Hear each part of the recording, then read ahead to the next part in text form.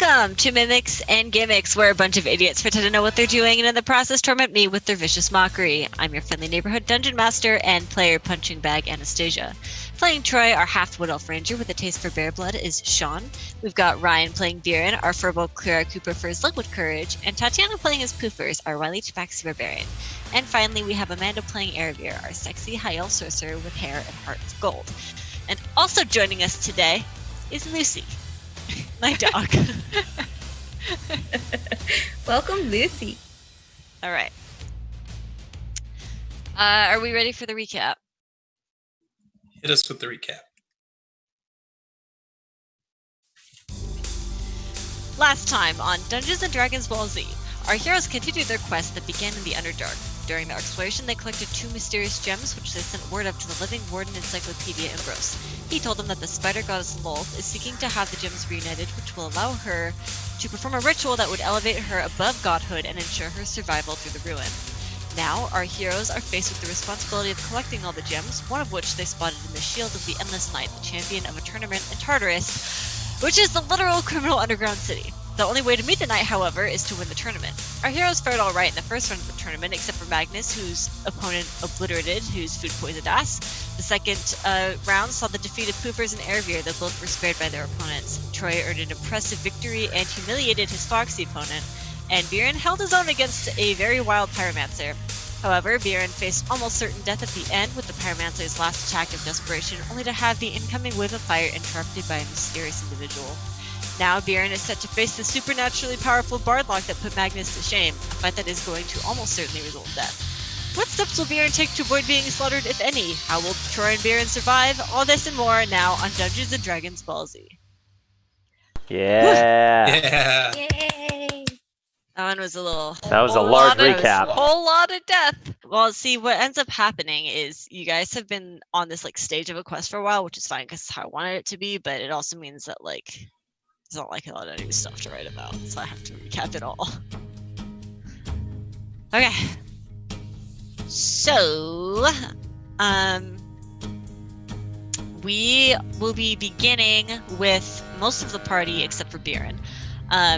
In the Tavern of Tartarus, following the second round where Erebir and Poofers got their butts handed to them respectfully. And I almost died. Okay. Yeah, but you were spared. Viren has stepped outside with some excuse. I don't know, used the bathroom or something. I saw a good burrito. Yeah. There's a new food truck in town. And he's been gone for about 20 minutes. The next round of the tournament is approaching. There's, I think, 2 fights before Troy has to fight, but you are expected to be in the arena when the first fight starts. So, Viren, where are you going? Doing what? Okay. So for the people that are joining us just now, we did some text RP, and I ran into some Imperium... No, you're gonna talk about it in character. Oh, I have to talk about it in character? Yeah, you have to go reveal to your friends what happened. Oh, you want me to if go do that? To. Yeah. Okay. So at the location that I was, I'm gonna start running back, but I want to run into the character I ran into first. I ran into 2 groups of people. He is in the place that you had told him to wait until you came back with an answer. And he's sitting there with a dagger picking at his nails. He's like, oh, great to see you again. It's running out of time here. You only got 10 more minutes. Here's the thing. I can't guarantee that I'm going to win, but I can almost guarantee that you should probably not bet on this match. Well, if you take my advice, I can almost guarantee you will win. Let's save that for another day. I think I have kind of an alternate route that might be a little bit easier. Wow. Well, I don't know what's easier than just having everything done for you magically, but that's fine. Well, I'm gonna head out then and go try and make a deal with somebody else. And he claps his hand on your shoulder and says, "It was great seeing you." And as I walk away, I turn back real quick and I'm like, "Hey, What? don't count me out." And he gives you, he like looks at you for a second, and then he like, oh, and winks with the eye that isn't covered. Cool. All right. That I'm would be gonna. funny if you winked with the covered eye. I'm gonna go back to the group. All right, so about 20-ish minutes have passed since Biren stepped out to do whatever he said he was doing. And he enters the tavern and sees everyone still at the table having a drink or whatever, and table pretzels. That's right, the pretzels. These table pretzels, though. Poofers looks over at Barry and she's like, "Barry, that was the longest poop I think anybody has ever taken." Who? I didn't say I was going to Well, poop. clearly that's what you went to do. Well, I'm trying to figure out how I can not die in this contest, and also so we can talk to the big mean knight. So where I actually was is I was trying to figure out how I can do that, and I ran into. You're not going to believe this. Well, I guess you could kind of believe it. He's a seedy individual. I ran into the eel. The eel? Which you may remember is what was the first place we started? Elm Coast? You met him in Exeter. Exeter. He was the guy that was kind of following us around. Turns out he's a smuggler. He tried to Did he try to sell you drugs? He tried to sell me drugs, and it was actually just flour in a bag. And it was very apparent. Brilliant. He's the guy that knew how to get into the Imperium, right? He did. So about that, this is kind of difficult, but I ran into some of these Imperium goons, and they are willing to help me win this match against this, what we all seem to think is this unstoppable. But why? Why would they help you? There's the caveat. They want to talk to Callie. And I know. I think no. And here's the thing. From what I can tell, they want her abilities in alchemy to do something with a formula that they're working on. As far as I can tell, all they want to do is talk. They're letting us pick our place and we can be there. But they're gonna use this alchemy to make some potions so they can torture magic users? Potentially, No yes. thanks. Well, so here's the way that I see it. If it's not us, at least we can get in front of it and try and figure out what they're doing, instead of them going to someone else or trying to kidnap Callie. Better to meet them head on than to have them chasing us the whole time. Apparently, they've been watching us very closely, and they know we're wardens.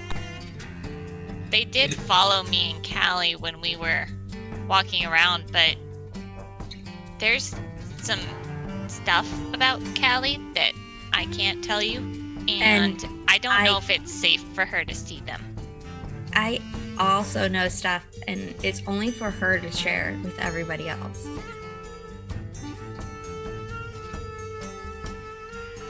Have we thought about talking to Callie about this?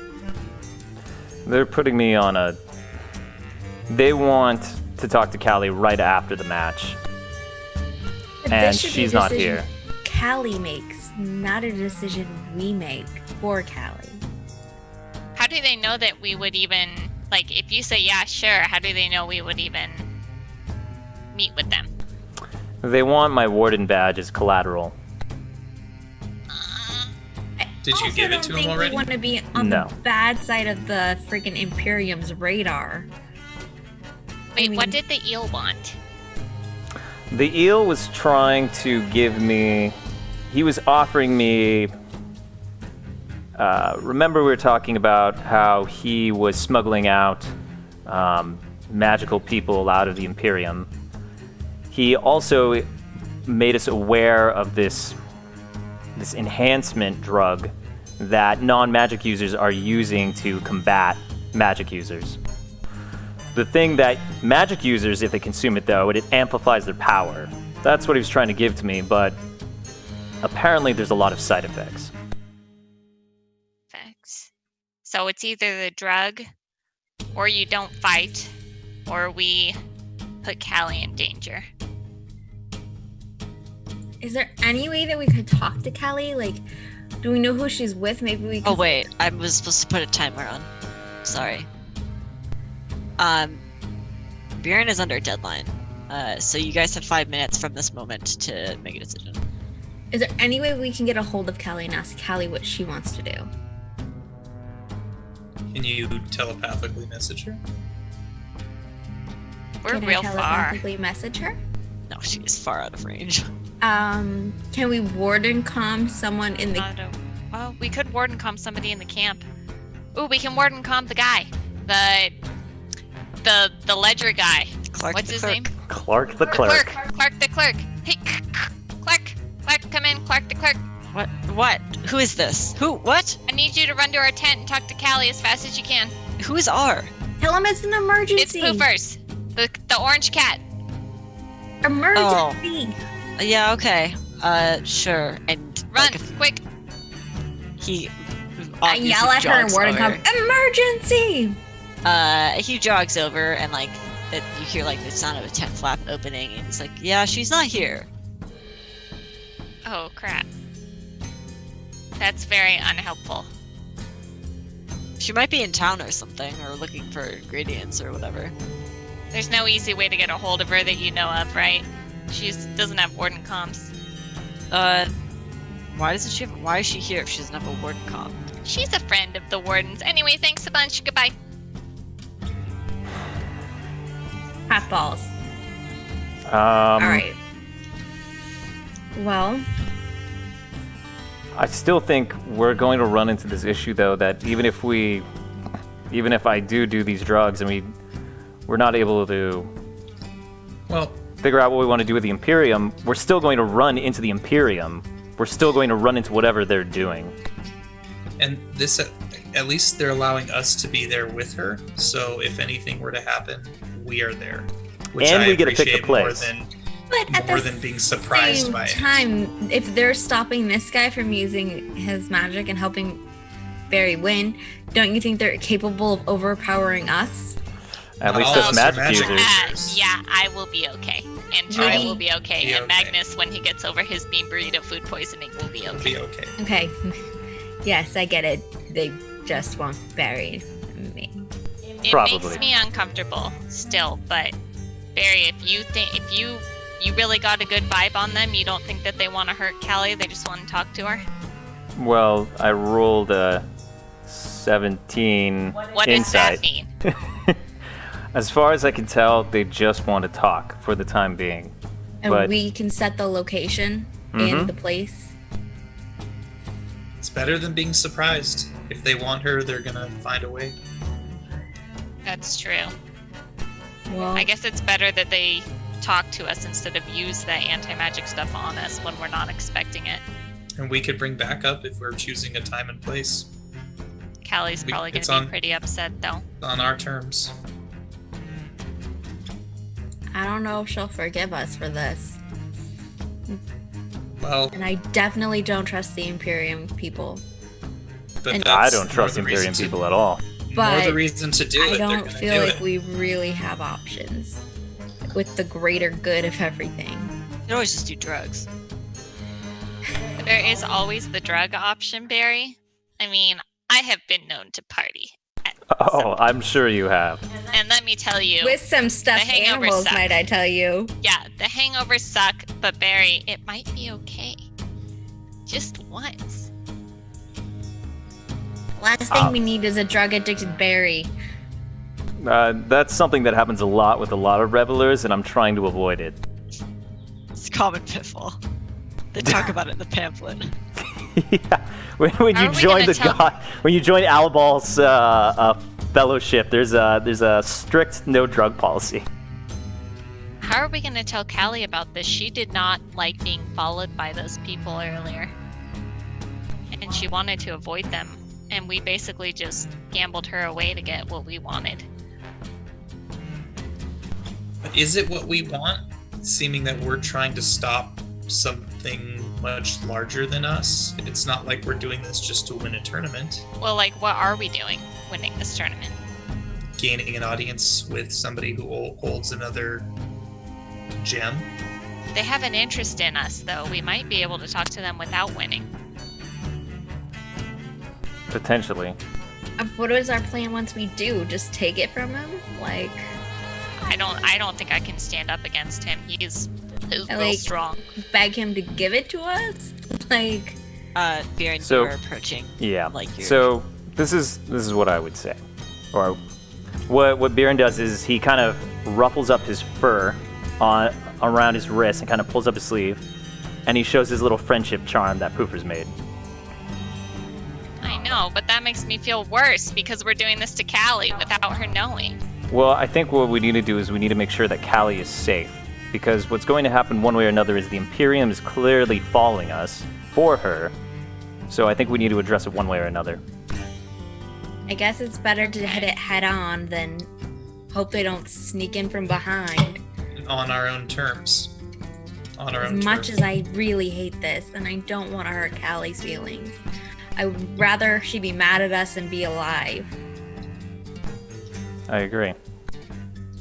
I don't like it, but okay. All right. There you go. In Biren, okay. I'll go communicate with them. Where are we gonna set the meeting at? Do you Good have question. to have an answer for them right now, or is it just yes or no? Well, it needs to be before the fight. What I did is that they're letting me have some time to talk. Wait, we have to go get Callie before the fight? No. After. You have to go get her after the fight. Okay, but my question is, can we decide on where we're meeting them? Do we have more time to decide where we're meeting them? You can decide up till the time. Like, you can decide, okay, we're going here at the meeting time. Okay. Okay. Okay. Alright. So, like, you won't have a few hours to discuss it or anything, but, like, on your way to go meet Callie or go get Callie, you can talk about it. Okay. Hey, Barry, just do they know who I am? Because I've been disguised this whole time. It's hard to say. They knew we were wardens, and we haven't shown our badges inside of this place, so I'm not sure. Okay. Alright, so you're gonna go meet them, Baron? That's what I'm gonna go do. Alright, so they are in the place that you left them. Kind of like, again, sitting there, you know, their hands behind their backs. Relative to the other people around them, they stand out a little bit just in how they carry themselves. And they see you approach and wait for you to walk up to them and then say, "So has your decision been made?"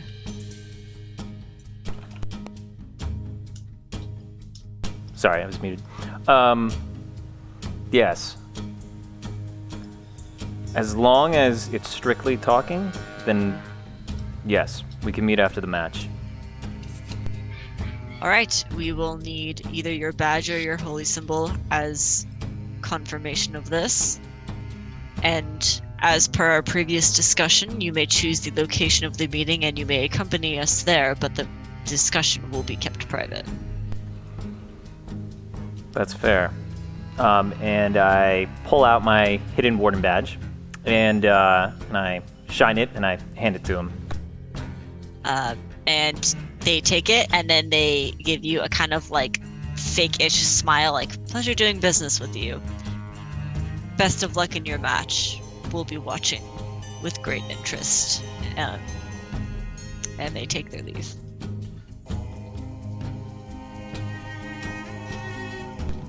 Cool. So you can go reunite with your friends, and then you have like a couple, 10-ish minutes before you have to head over to the arena again in preparation for fights.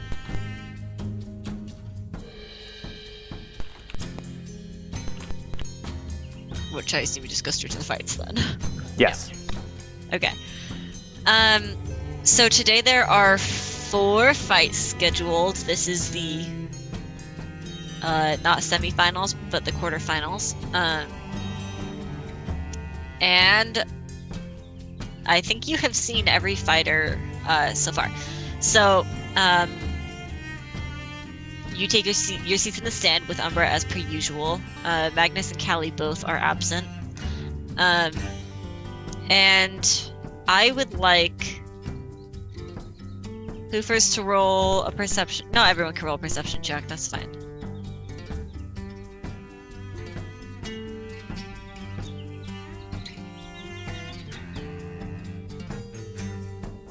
Six.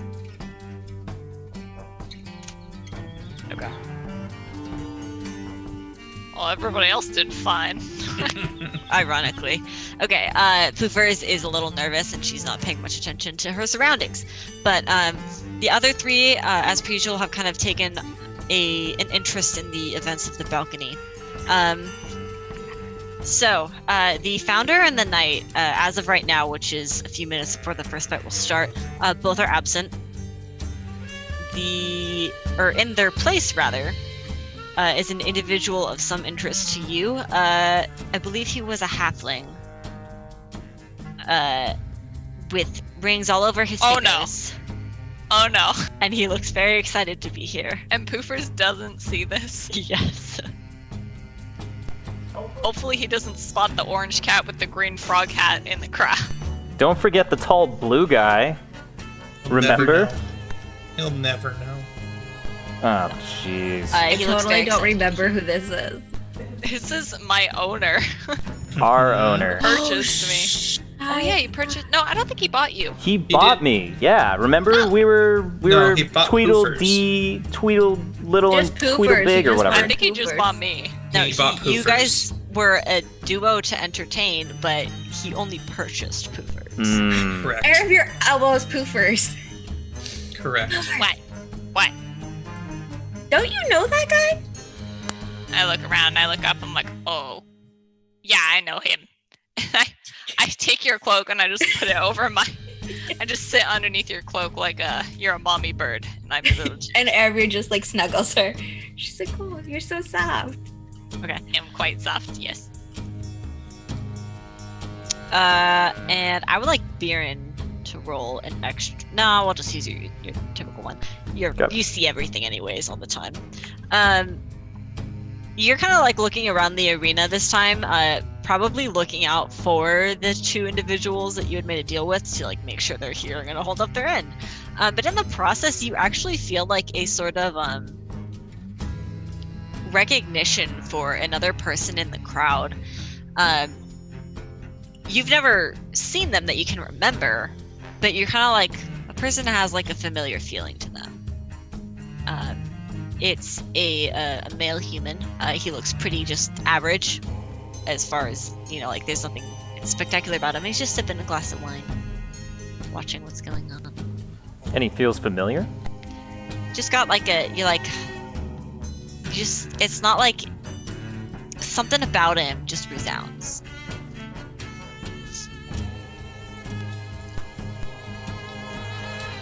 Yep. Air would like to also like look around and see if there's any sun elves or anyone from her homeland that she would recognize. Maybe that they're onto her where she's at.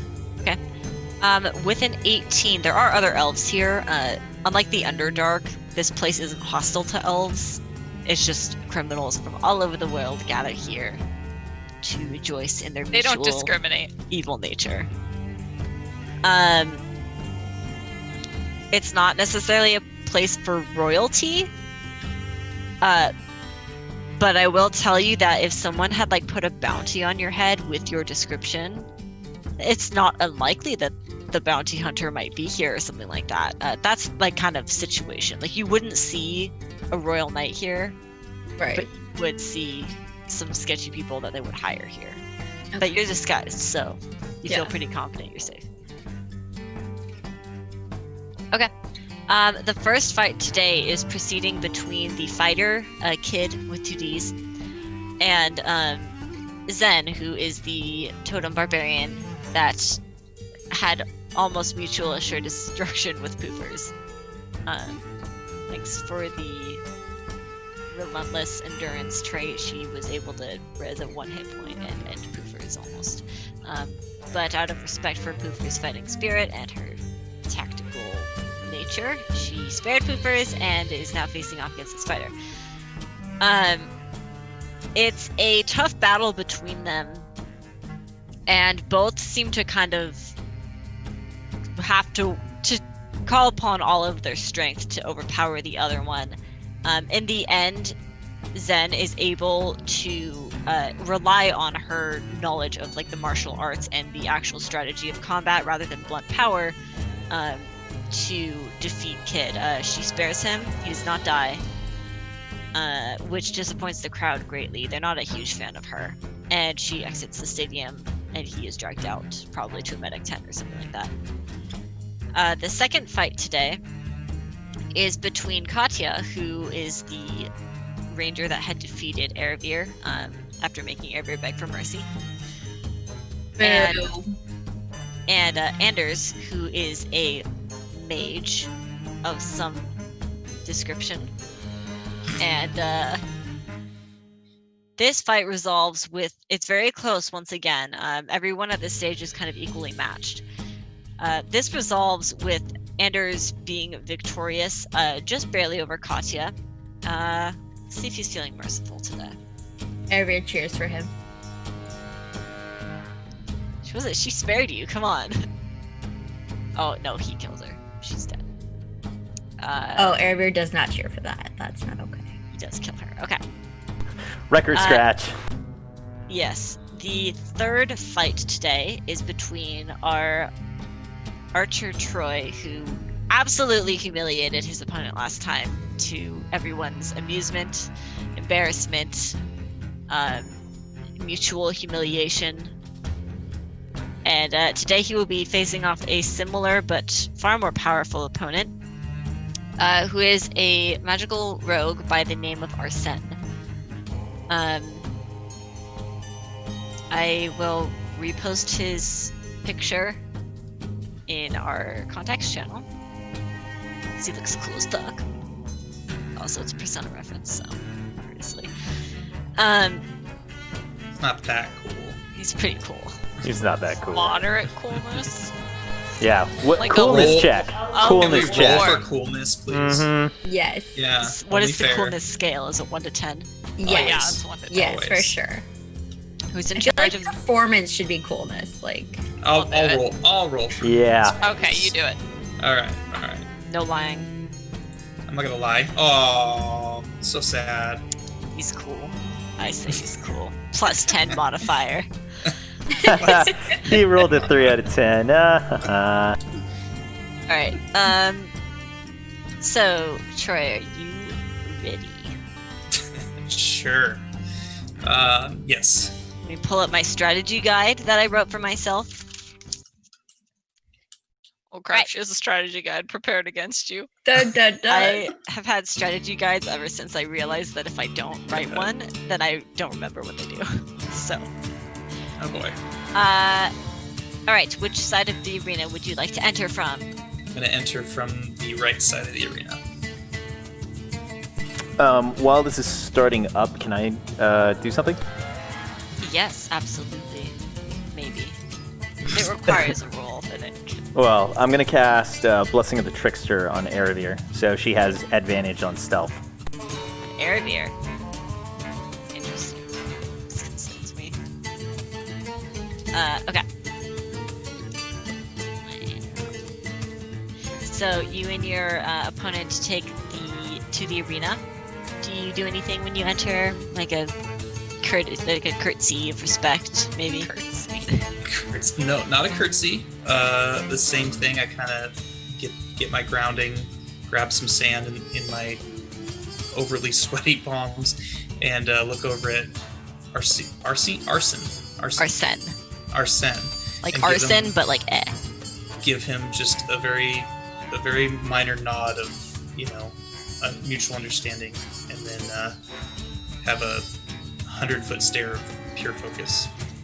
He kind of gives you a sort of like devilish, charming grin, like he's excited to fight, but isn't necessarily an honorable guy like you are. So he's just ready to go. He draws a crossbow.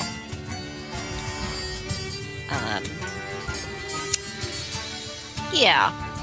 That's fine. All right, let's roll initiative. Oh,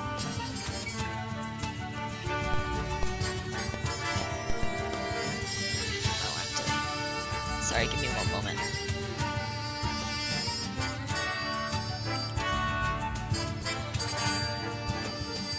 Okay, so you are going first. Okay.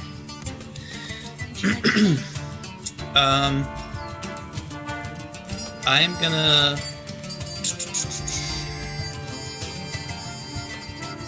How far can my movement get me to the top of the pillar with the ladder if I use all my movement in my bonus action? Here? Yeah. If you use your action in addition, yeah, you can get to the bottom of the pillar. You can get partially up the ladder. 25, 35. We'll say that's 40. You should be able to get all the way up. Climbing speed is half movement speed though. How tall is the pillar? 20 feet. So Well, we So need you can get 40 that feet might- of movement. Climbing. Yeah, it's double. So he can get to the bottom of the ladder, or he can get a quarter of the way up the ladder, which wouldn't hurt very hard. They wouldn't hurt bad to fall from.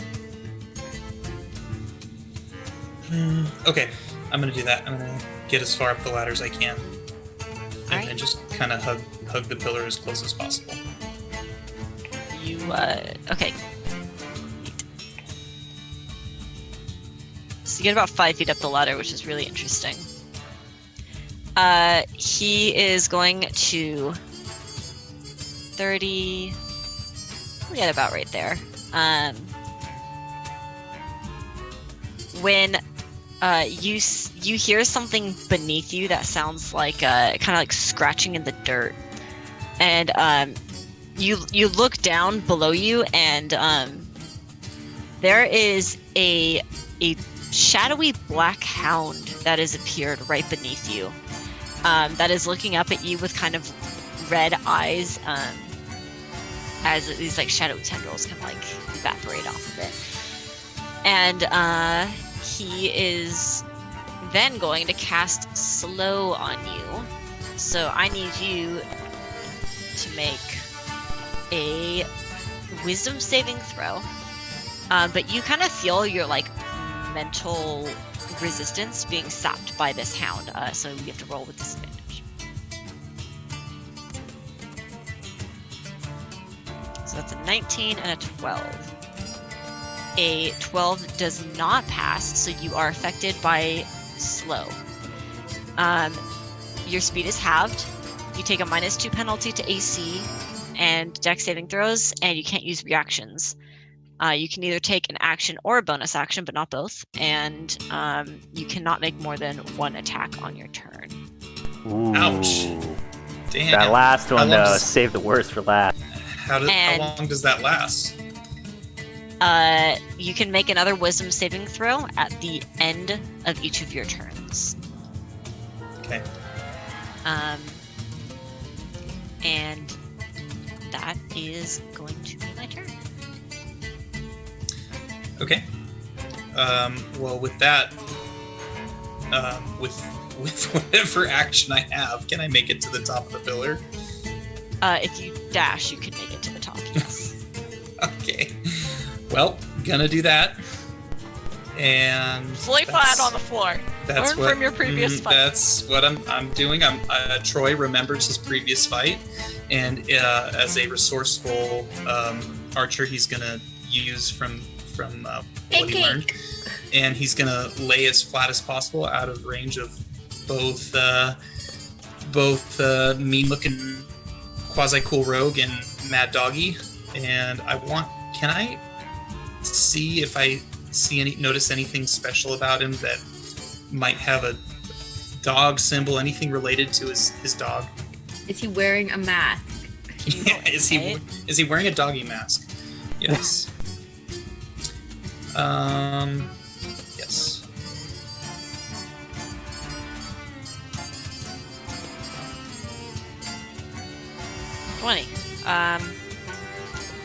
His His eyes as soon as the hound appeared, started to glow a similar red to the hound's.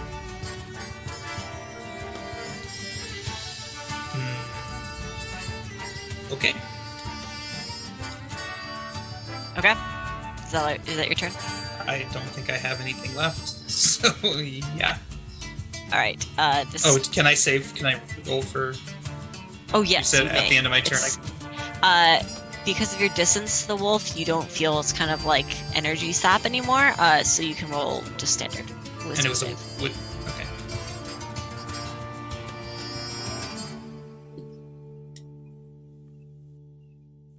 16. Okay, that actually passes. So slow is slow is dropped.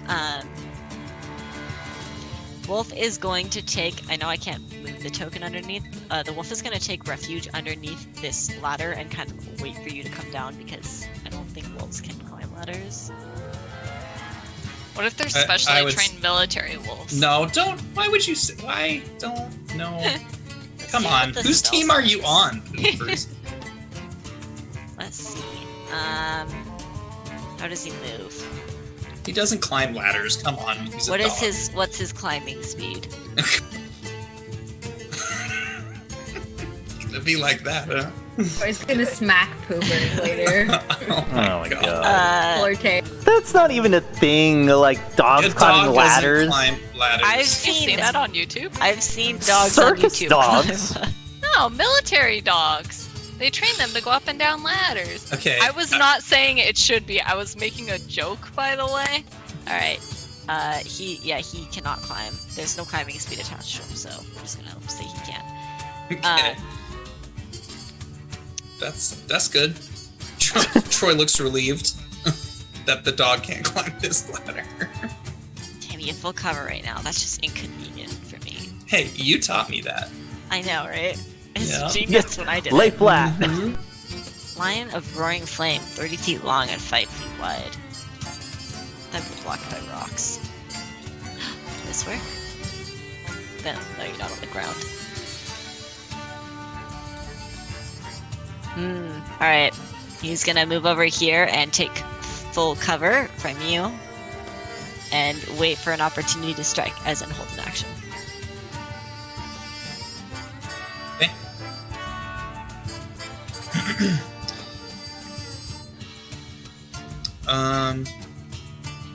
Okay. I'm going to, at 3/4 cover, look over the edge down at the wolf, and I'm going to take a normal shot at it. Do you ignore cover?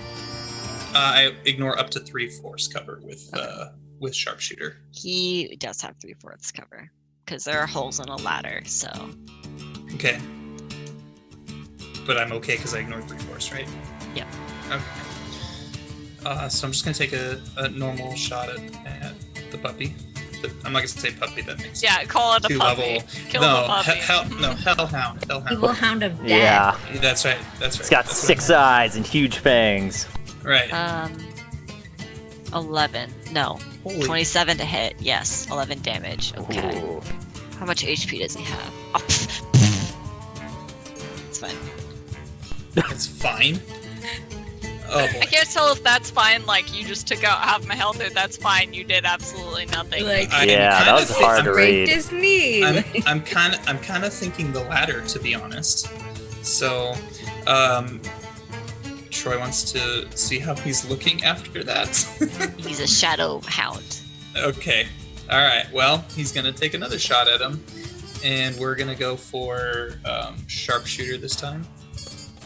Okay. One sec. But I believe in my hound.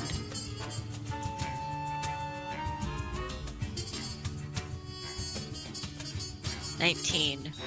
Oh shit! Whoa. That was with the -5. Uh-huh. Oh, Whoa. woof indeed. Oh, okay. I'll take some more damage. That was a good one, man. I mean, you don't have to if you don't want to. Like, it's not required. Okay, the wolf is still up. But It still looks like a spectral wolf. Yeah, I mean, the arrow, like, passes through and seems to do damage, but it doesn't, Like, Is he his doesn't spectral bleed. fading? He doesn't. Yeah, sure. He looks a little less corporeal. Okay. I am going to make note and lay flat. Bloop. When It's in going to be the doubt, most pancake boring turtle out. match ever. Pew pew pew. Hide. Hey, this is what happened to me last time. So he gets about halfway up these stairs. Still full cover from you. Can I do anything with this? Idiot wolf. Is it a puppy or an idiot wolf? You designed this Idiot character, by the wolf. way, in an arena with ladders. I know. Well, I didn't expect for him to go straight to the ladder. Okay. It's so Wolf's funny. gonna- Wait, why Finally, did you go up that ladder by Martin 5 goes feet? up the ladder. Maybe Erebir would have like not got her ass kicked if she went up the ladder and pancaked. He's gonna go stand behind that pillar too. Good boy. Lucy, stop! The wolf. It's your turn.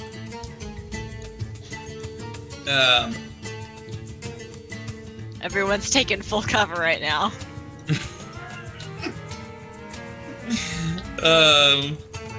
Okay.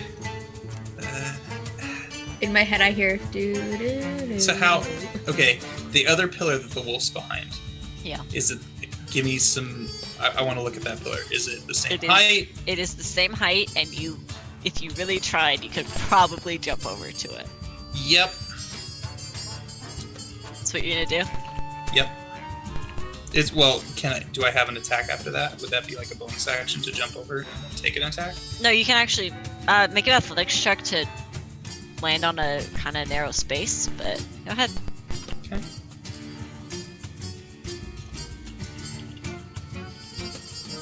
Yeah, my guy's pretty athletic, so. Those rolls today. I know. Well, his athletics is a +5, so. Yeah, but you still rolled an 18. Okay, yeah, you jump over there, no problemo. And Ooh. Wolf looks up at you with his beautiful red eyes and says, I hope you "Do can. it." Beady. I hope you Beady can red eye. appreciate me not just sitting there waiting for something to happen. I'm gonna take another shot at the wolf. Okay, do it. I dare you.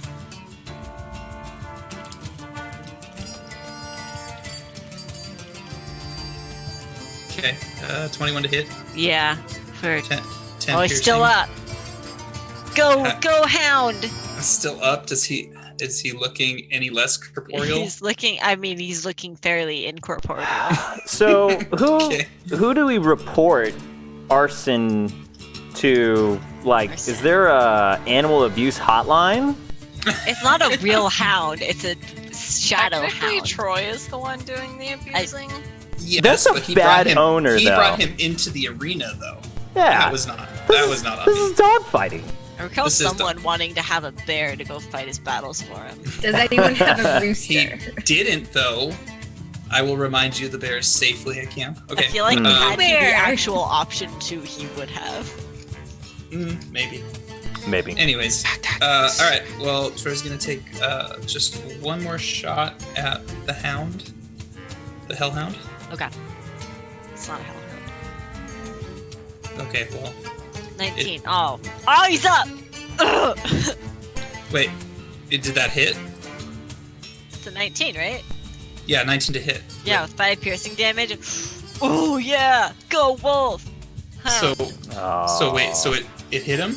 He's Yeah. very low. He's very low. Okay. All right. Don't do it. You don't have to. Get him again! Finish Okay. him. Finish him. Yeah. I'm gonna use pushing attack, which adds another D8. So let me roll for You could that. always just roll low. Yes! Oh my gosh. Wow. Well, there you go. Nice. He's up. You got to say the rolls for chat. Sorry, 1. But I guess he wouldn't really be pushed except forced into the ground or something? Yeah, he's Insult to injury. That's a... Okay, guess it doesn't prone. matter. I mean, he can't reach you anyways. He's just kind of sitting there harmlessly. I know. I was more or less beating just... him. I was more or less just trying to throw another D8, basically. Alright. I'm gonna... Do I have anything left? You have a bonus action. Okay. I would like to hang off the side, if I can. Just to get more cover. Because the wolf can't reach me, right? So Which if I side like... are you hanging look off of? off of the side here, right here, this side. But like hanging to... Yeah, Okay, to I get need more another cover from... athletics check from that. Okay.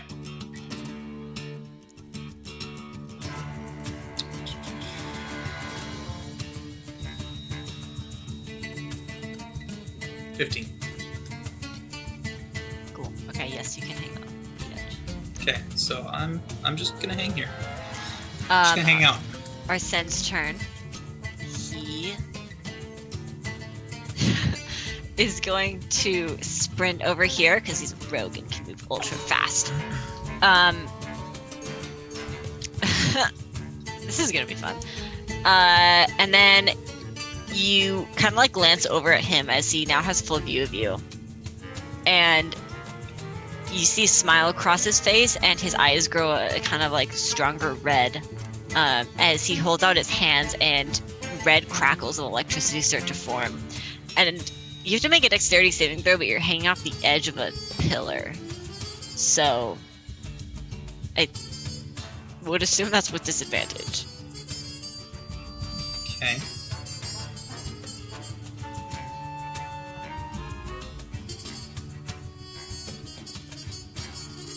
Did it do it twice or just once? No, just once. Okay.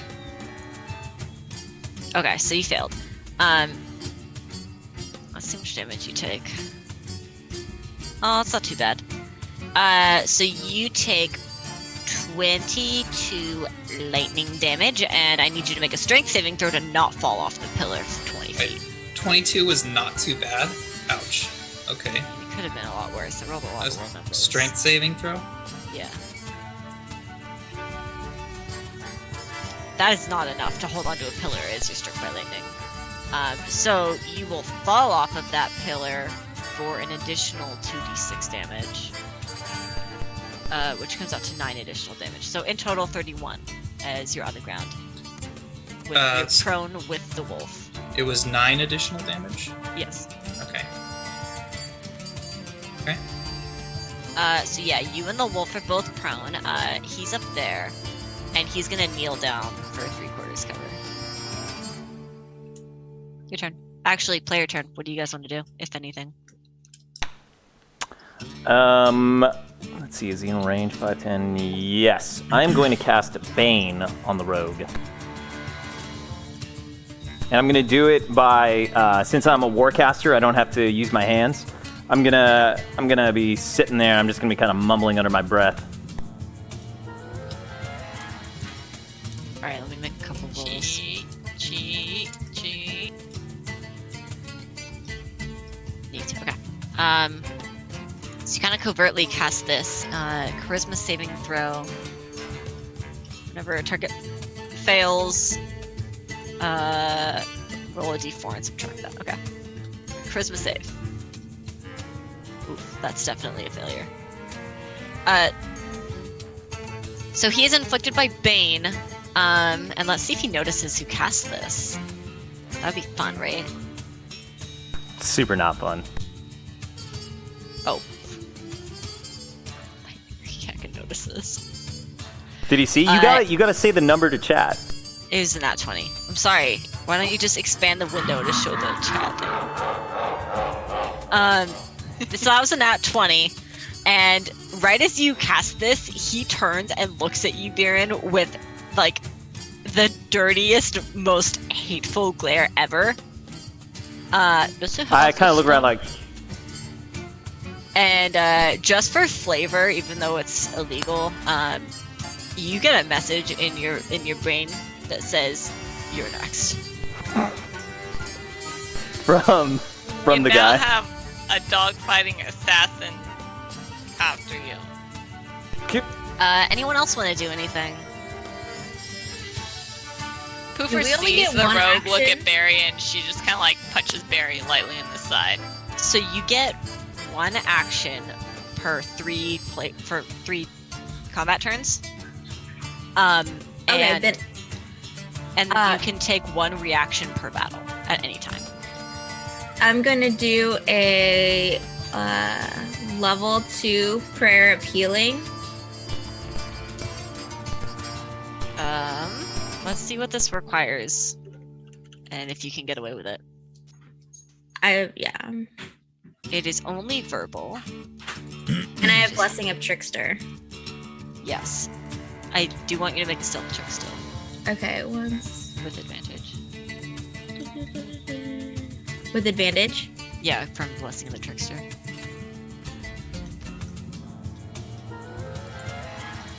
Did it go? Just click it twice.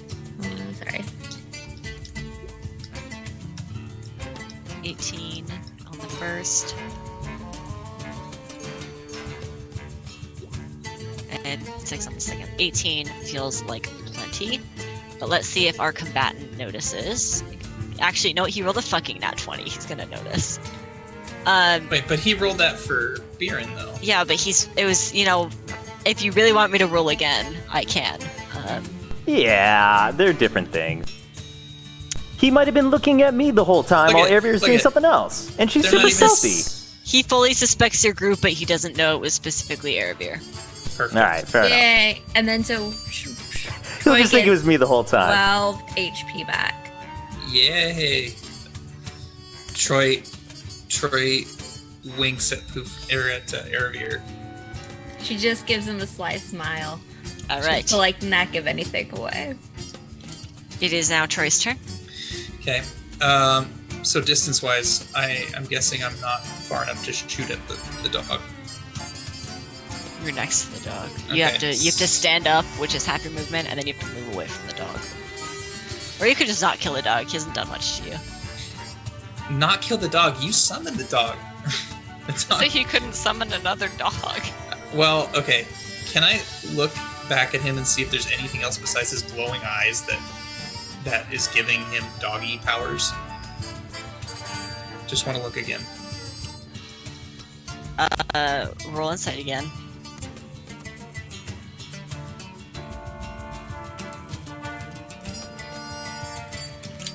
9. You don't notice any more than last time. You're kind of in the heat of battle, getting electrocuted off of pillars and stuff. Okay. All right. I'm gonna take. I'm gonna unsheath my scimitar, and You're gonna slice and dice the dog. I'm gonna try and slice and dice the dog. He sliced and diced a bear, like it was nothing. This is different. So I'm just gonna take my first attack.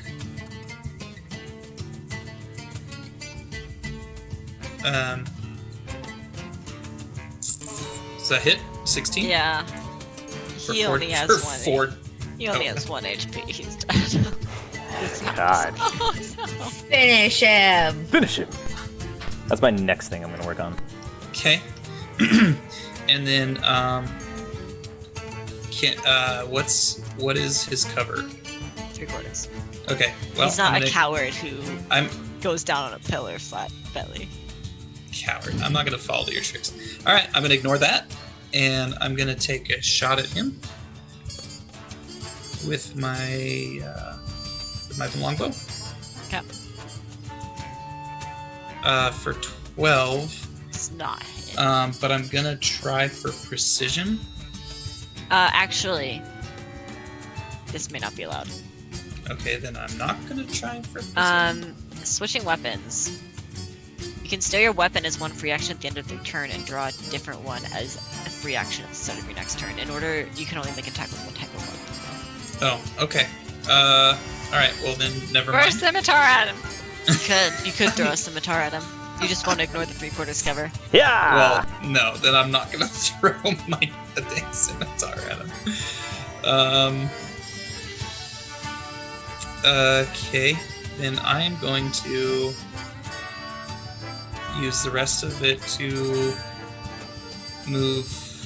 How see-through is the bridge? I mean, it's got some holes in it. How much cover would I have if I was under the You would bridge? have 3/4 cover. Does a rogue have? All right, I'm gonna go around this pillar. Can I make it to there? I don't think you can make it to there because it took Oh. half of your movement to stand up. Oh, okay, that's right. All right, And then I'm gonna then- just right here. Okay, That's fine. That's fine. That's fine. And is that it, or can I pop a health potion? You can pop a health potion. I'm gonna do that. 2d4 plus 2 in a sec.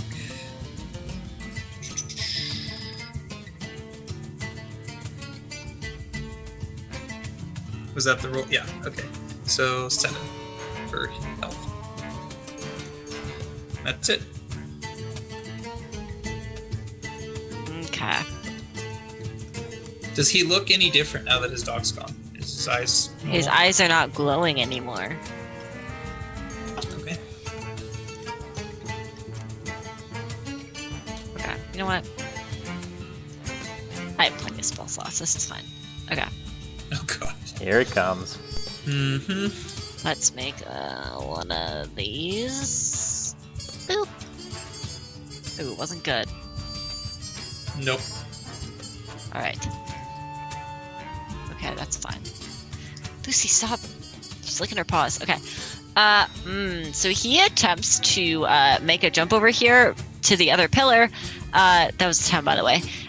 However, the boards kind of underneath the bridge give way a little bit, and he misses and does fall down for some damage. Roll that. 2 damage. Laugh. So that would have been.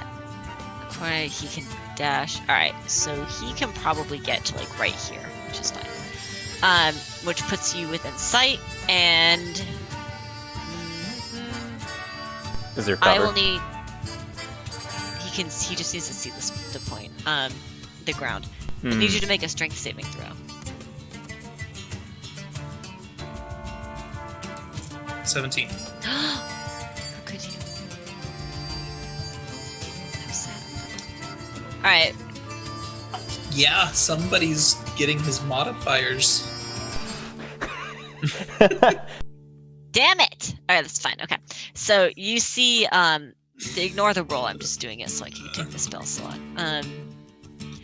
He kind of like raises his hand and his eyes close for a second as the ground beneath your feet starts to kind of like turn red, and you see some like pillars start to form up as if they're gonna come and trap you. But you kind of like smash down with your foot and stop them. A waste of a spell slot. Alright, and then you're just gonna back right there, and now it's your turn. Okay. Wait, he has a bonus. No, he dashed. Keep in mind also, he does have Bane continuously running on him. Yeah, but that doesn't affect saves. Yeah, I just want to remind you. If I don't subtract, you just call me an idiot.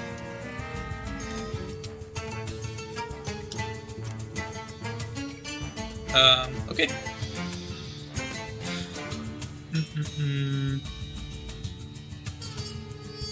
Through any of this, Troy was trying to watch as much as he could. Is there anything? Can I see if there's a source of his magic power? You've rolled insight twice. You are in the Okay. middle of dodging. At this point, the only thing that you've noticed, and probably will notice, is that his eyes glow when he casts. Okay. Sounds good. Okay. Troy's going from where I'm at. Do I have enough movement to get to the top of this pillar again? If I use You my just are bonus we just gonna action to play this dash? game of cat and mouse?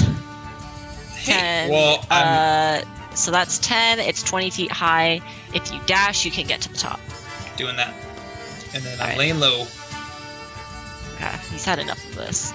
Okay. Hey, we all have strategies, right?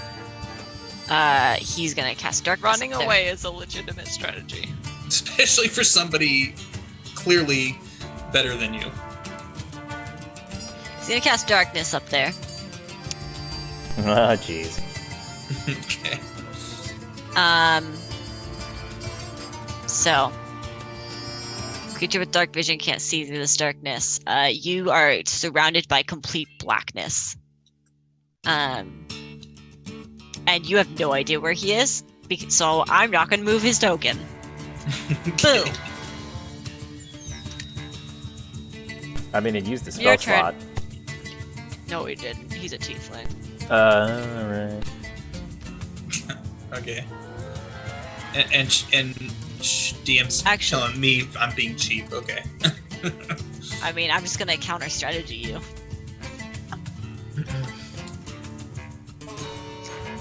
Okay.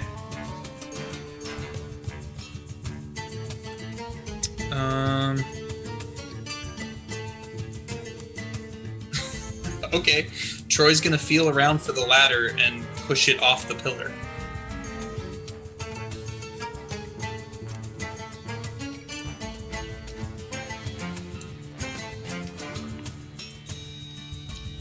Okay. You know the general direction of the ladder. So I'll let you do that, but that's gonna take your full action. That's fine. The most stubborn shit I've ever heard. Hey, I'm trying to live, you guys. You're giving me a hard time, but I'm trying to live out here. I could just jump down and face my fate, but I'm trying to not die.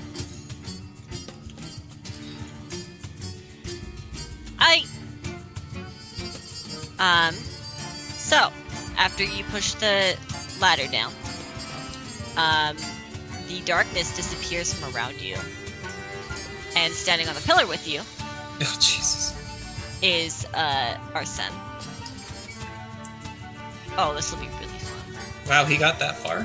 Okay. Well, he is a magic user. Okay.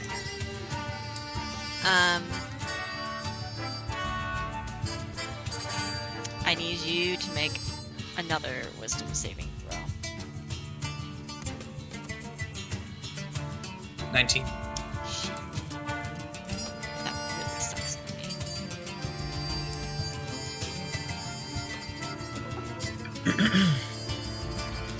Alright, that's fine. So you kind of feel a terrifying presence surround you for a moment, and then it kind of dissipates. So to do something It was else. just reflux. Yeah, probably. Oh, he's just gonna hit you with a dagger as a bonus action. Take that.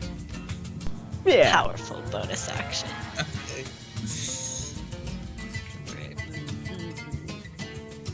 Yeah, alright. Be prepared. It's not plus 4 damage. Oh, it doesn't even hit you, so it's fine. That was a 15 to hit. Does that hit you? It does. Haha. Well, I'm 15, but aren't you baned? Does that... Oh I don't yeah, know. -4. So no, I don't hit you. Okay, he just kind of like seems to his hand doesn't move exactly where he wants it to. Yeah, that's fine. We'll do that for now. Your turn. You stuck up here with him. Okay. How... Okay. I am going to unsheath my scimitar and take a slash at him with my scimitar All right. Yeah, that's what I'm talking about. for 23 to hit. Okay, that hits.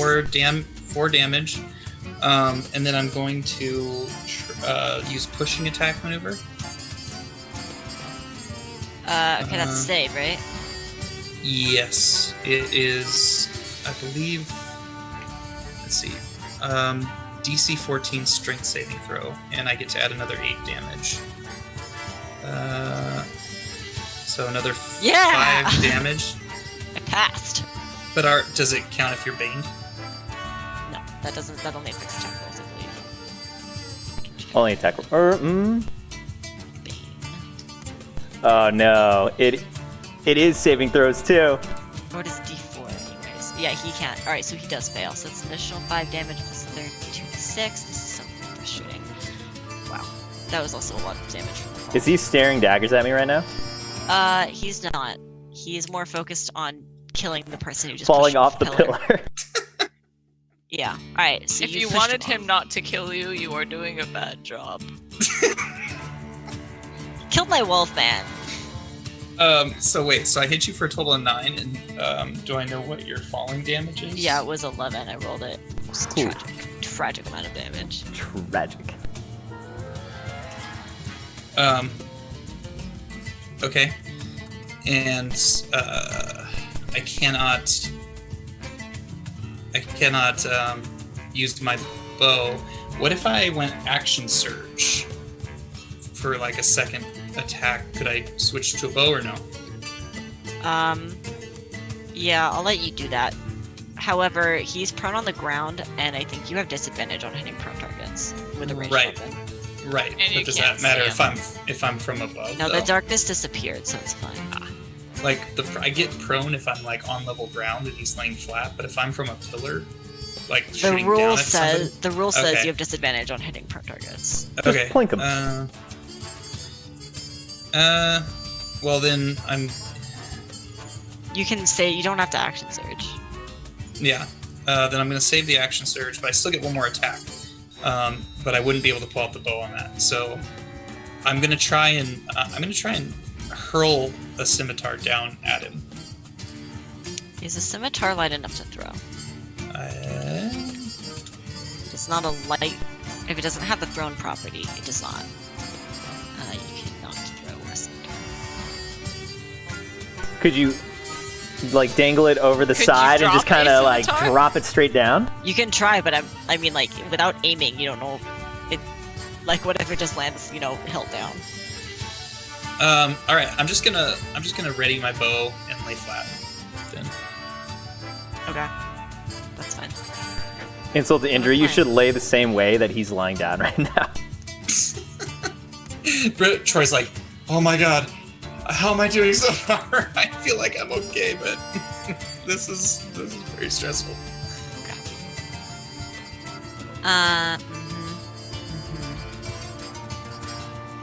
Right. Okay. He's gonna stand up and then Misty step back up here. God. Okay. Click. What does this require? What's a better idea here?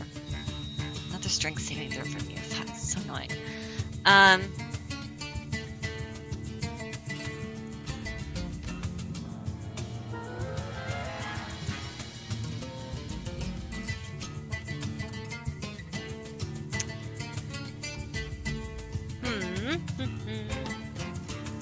Let's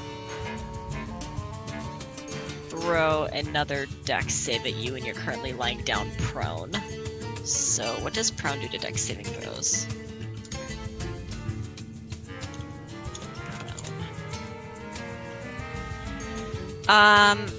Disadvantage on attack rolls. So it doesn't say you have disadvantage on dex saves, which is fine. So go ahead and make a dex save for me. 22. Okay, so you still take damage, which is fun. As another red charged lightning bolt strikes out at you for 15 lightning damage. It's just so low on these rolls.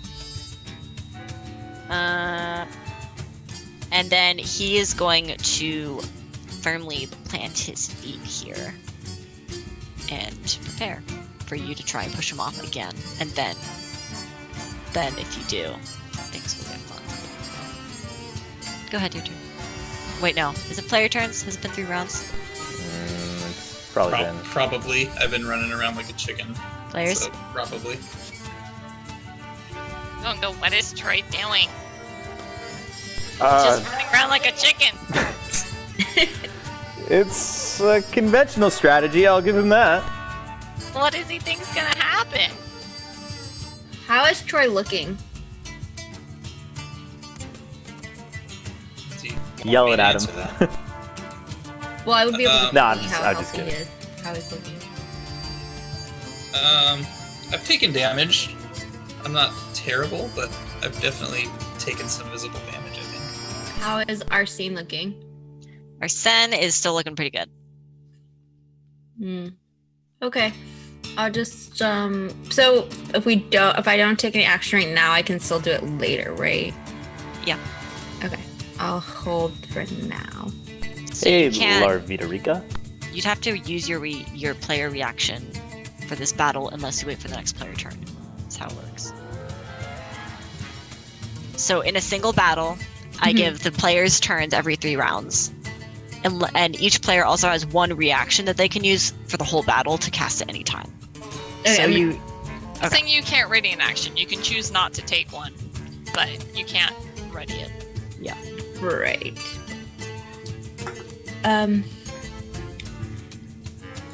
Sorry, so okay, yeah, I'm good. We're good. Alright, try. Okay, What? Got another pushing attack. fine. No, you know what? You guys give me so much flack about trying to survive this battle. I am No, gonna try and. it's a strategy. You gotta get in your head. I would like Troy, sensing that the crowd's growing restless, decides Oh, to he's the crowd pleaser. go on the but the crowd is growing restless. I would like to try and can I grapple him off and land on him, like kind of jump at him to grab him and push him down with me, and Yeah. land on him to cushion the fall. It'll be a strength contest. Okay, I'd like Not to do very that, strong, please. so. I'd like to do Oops. that. Ignore that roll. I clicked the wrong thing. Oh no, it's the same anyway, so it doesn't matter. Go ahead and roll a strength check. Strength check. It wouldn't be athletics. It'd just be this little. Is it the modifier or the actual? I don't know which one to click for. Just click whichever Don't one. click the saving throw. Click the little bubble underneath your strength number. That one. So I am going to use my inspiration for that. Probably a good call.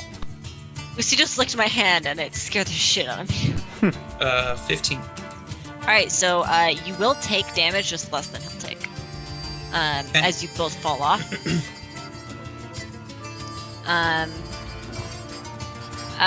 Let's see. So you take 1 damage and he takes 2. Troy's gonna win by 1 HP, and it's gonna be this moment. What else do you want to do?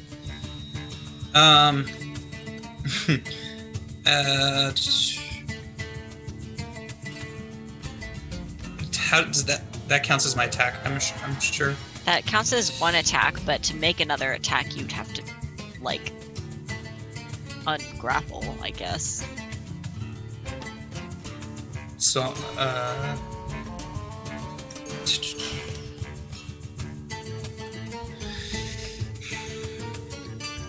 can I?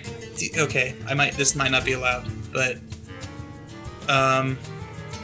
just for fun, could I try to use my grappling hook to bind him to the small pillar?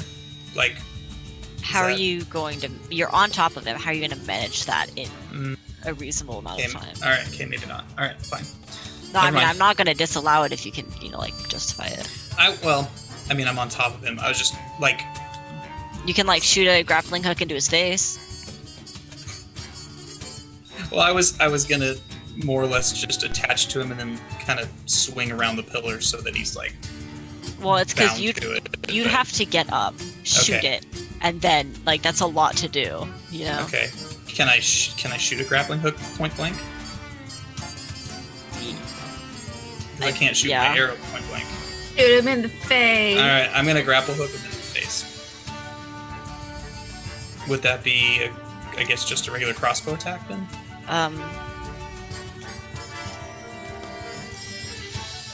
Because any long-range attack has disadvantage at point blank. I think I would rule disadvantage on this because you're trying to grapple him and shoot it, pull it back far enough to actually shoot it. So I'll impose disadvantage on the hit and just run it as a normal crossbow attack, yeah. Okay.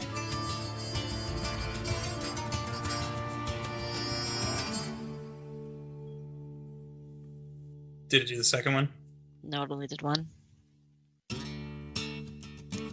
Well, you do hit him in the face with a grappling hook.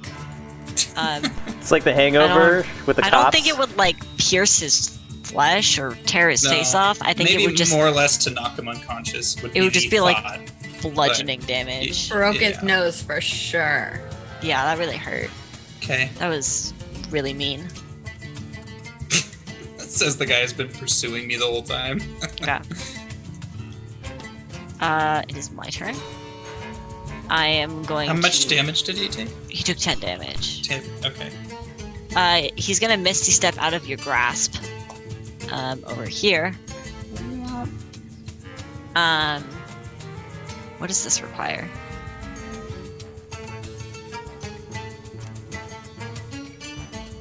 Oh, it's also a bonus action. Unfortunate.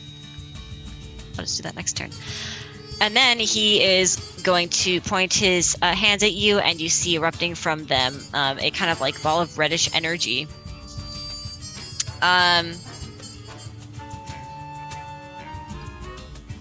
And I am going to make 3 attacks at you. Ooh, the first one misses. Oh shit. Don't forget Bane. Yes. Yeah, so that one is an 18, which will hit. Oh, that one was a crit. Woo! So the first one goes wide. The second one will still hit you even with Bane, for only 10 damage. And the third one with a nat 20 will hit you for a total of 14 force damage. So that is 24. Yeah. Okay. Your turn. Okay. I'm going to take a sharpshooter shot at him. He's gonna throw up a shield for this. Of course he is. Of course he's got a shield. Okay. Well, it was wouldn't hit anyways. It was yeah. a 5 to hit anyways. Does the shield remain up? Yep. Okay, then I'm going to take a regular shot at him.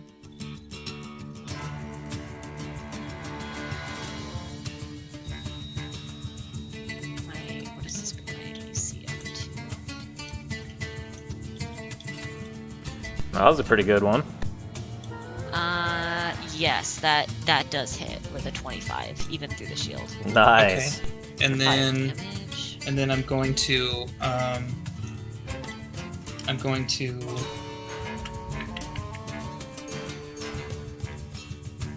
do a disarming attack for his bow.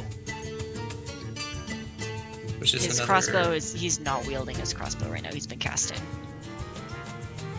Okay. Alright, well then I'm going Just to let you know. Okay, well then I'll go for a tripping attack to try to knock him prone. Which is another D8 for a court. Okay, 1 damage. And the tripping is Is it a strength save? strength save DC 14. Oh my god, his strength saves have been so sad. Okay. Yeah, it's down. and he has Bane. Yeah, so that he's prone. Do you want to do anything else?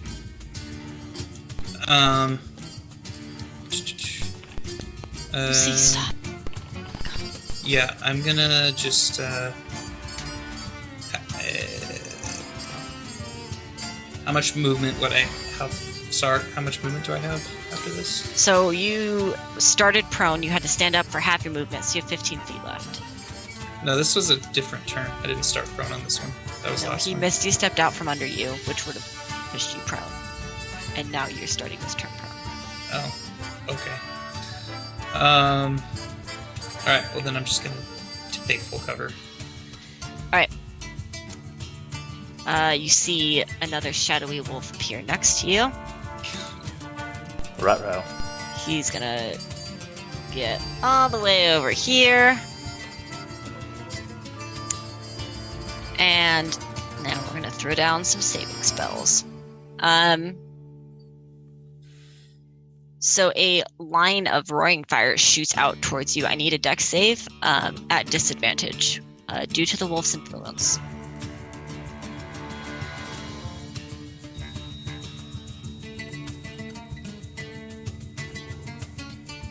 Okay.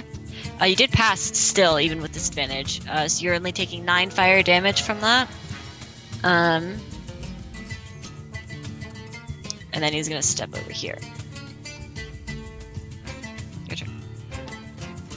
Okay.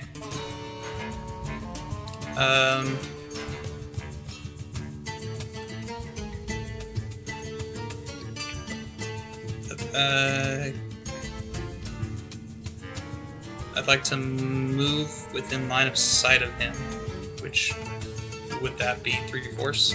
Mhm. Could with my movement, could I get to this side? Yes. Okay, I'll do that. Oh, you do take an attack of opportunity from the wolf, though. Okay. I don't know how to roll this, so I'll just roll it here.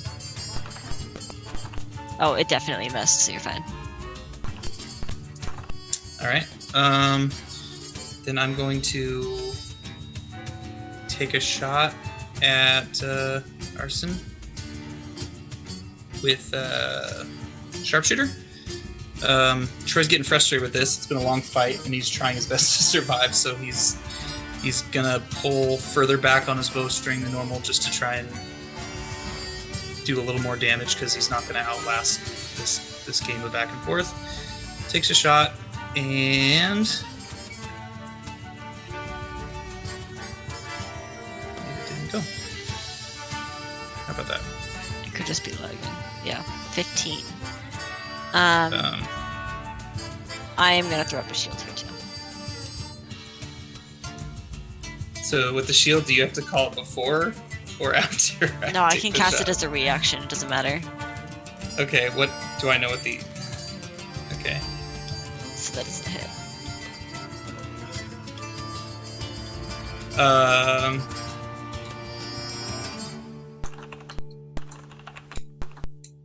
Okay. Pissed off at that, he's gonna... Is the shield still up or is it down now? It's up till the start of his turn. It's up till the start of his turn. Yes. Keep going. Okay. Normal shot then.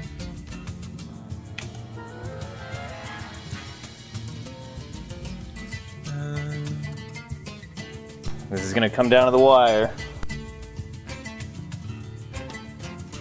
Also does not hit with a 15. I'm gonna use precision to add 8 to the roll. Okay, then that does hit for 10 piercing damage. No. I think I have to roll for it. Oh, I a think I have D8. to- A D8. Yeah. Okay. Yeah. Sorry. Which is 8. Okay, yeah, that does hit that. Hell 14 yeah. piercing damage. Yay, finally. He's still up. How's he looking? He's not looking hot. He's looking about as unhot as you're looking. Okay. I'm gonna action surge. Finish And it. then I'm going to take another shot. How many maneuvers do you have left? I have 2 maneuvers left. Oh wait. Oh no, I'm sorry. No, wait, you have- I have should 1 have- left. Okay. I have 1 left because I just used precision, which is move. So I have Okay. one maneuver left. Yeah. So for a regular shot, is his shield still up if I action surge? Mm-hmm. It's up till the start of his turn. Damn. Okay. That one on that. Okay. Then I'm just gonna take my last shot.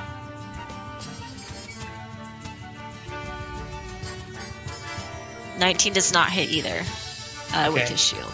I'm gonna use for my last maneuver. I'm gonna use Precision. precision again. Yeah. For You will hit no matter what. 6 to additional to hit. Yeah, so that's 7 damage. He's really not looking good. It is his turn though. Can I move? Can I take cover Yeah, you can move. just for fun?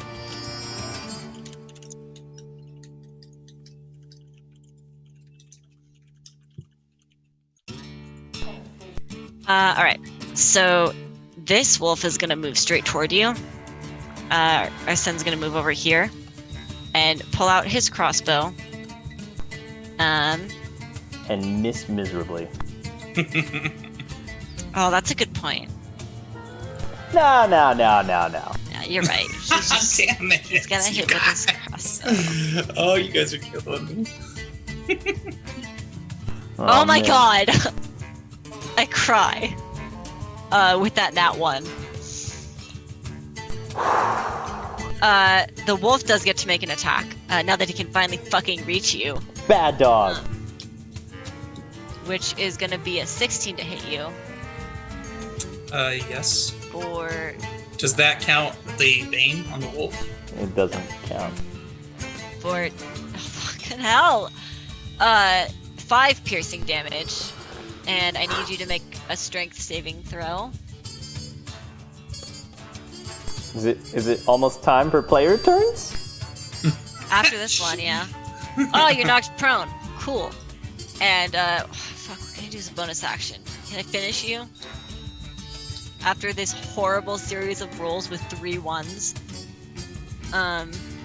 This is what my character should be.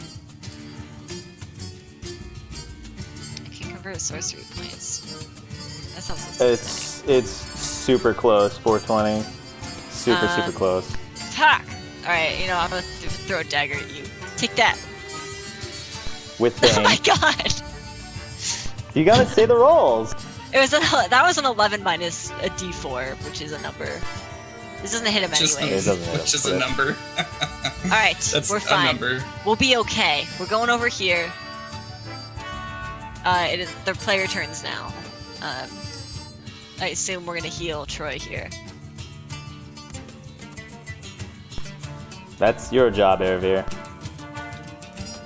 You're Muted. Curse the one. Well,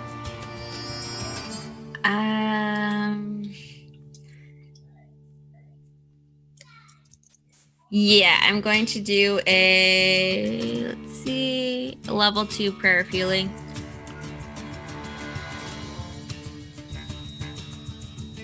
For 8. Okay, get 8 HP back, Troy. Okay. Anyone else want to do anything? Baron's concentrating on Bane. Yeah. Can I cast an action? Yeah, Let me see my you range. can try. Also, Eravir, you still need to make those sleight of hand checks with advantage. Oh, sorry. Let's see what that one was. What check do you want? Sleight of With hand. hand. Oh, okay. There we go.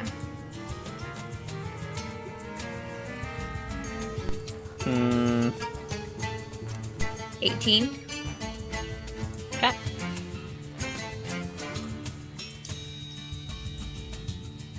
Can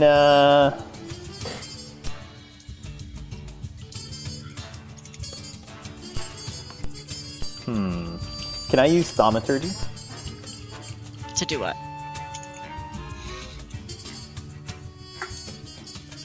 Can I make a sound that would scare dogs?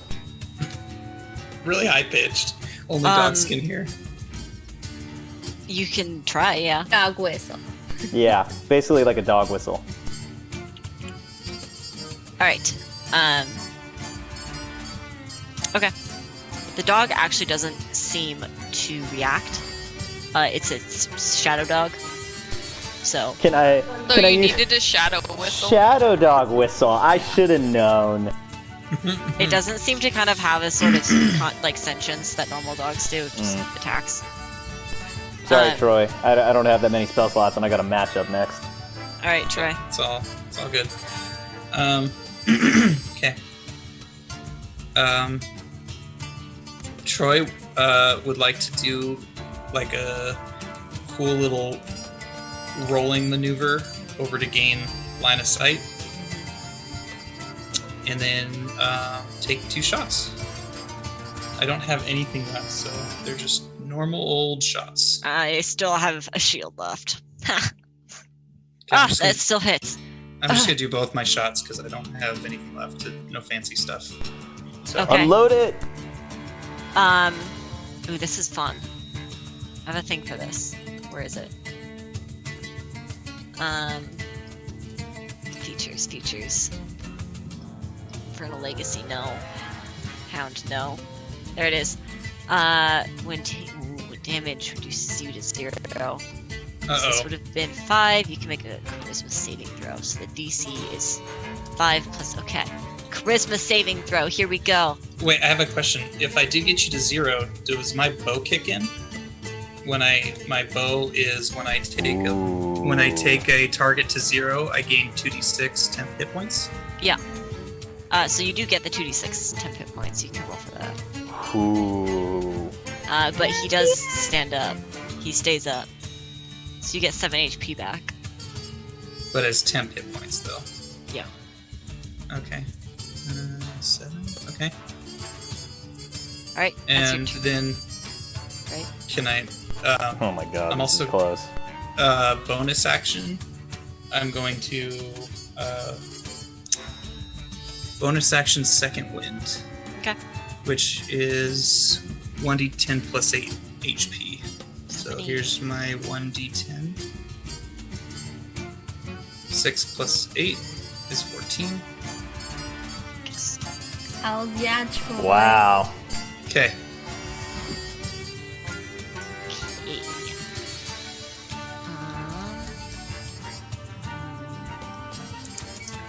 I know he's still standing. How is he looking? Not good at all. Okay. So first thing that's gonna happen is this wolf's gonna come up and attack you. Maybe we'll be able to like, do something. 17. Does 17 hit you? Yes. Alright, so you take 14. Woo! Go hound! 14 piercing damage. And I need you to make another strength saving throw. Okay, so hold on. Temp is gone. I'm going to take 7 damage. And a strength saving throw? Yeah. Okay. Ouch. 7. Okay, so you have been knocked prone. Damn it. Well, that. Ooh. This is gonna be exciting. I'm gonna do it the exciting way. Let's do it the fun, exciting way. Our DM. Whenever The you fun- say that, I feel like it's just fun and exciting for you. The fun, exciting way is more theatrical than it is practical for me. You know, a suit, anyways. So he comes up to you and like stares down over you and holds his crossbow point blank. Crossbow expert. Of course he is. What else is he not? Go for it. And let's see if I hit you. Bane. Yeah, so that's a 27 minus a d4. Let me go ahead and roll that d4 for you. That was 4. So does a 23 hit you? Cheeky. Okay, Sassy Pants, go So for cheeky! it. God. 4. 17. Yes, Satan, it does hit him. Jesus. Troy's just trying to stay alive right now. Oh, God. For 17 total damage. Oh, and I Okay. still have a bonus action. Oh, Jesus. And then he's gonna step back. And he's gonna ooh. My genius.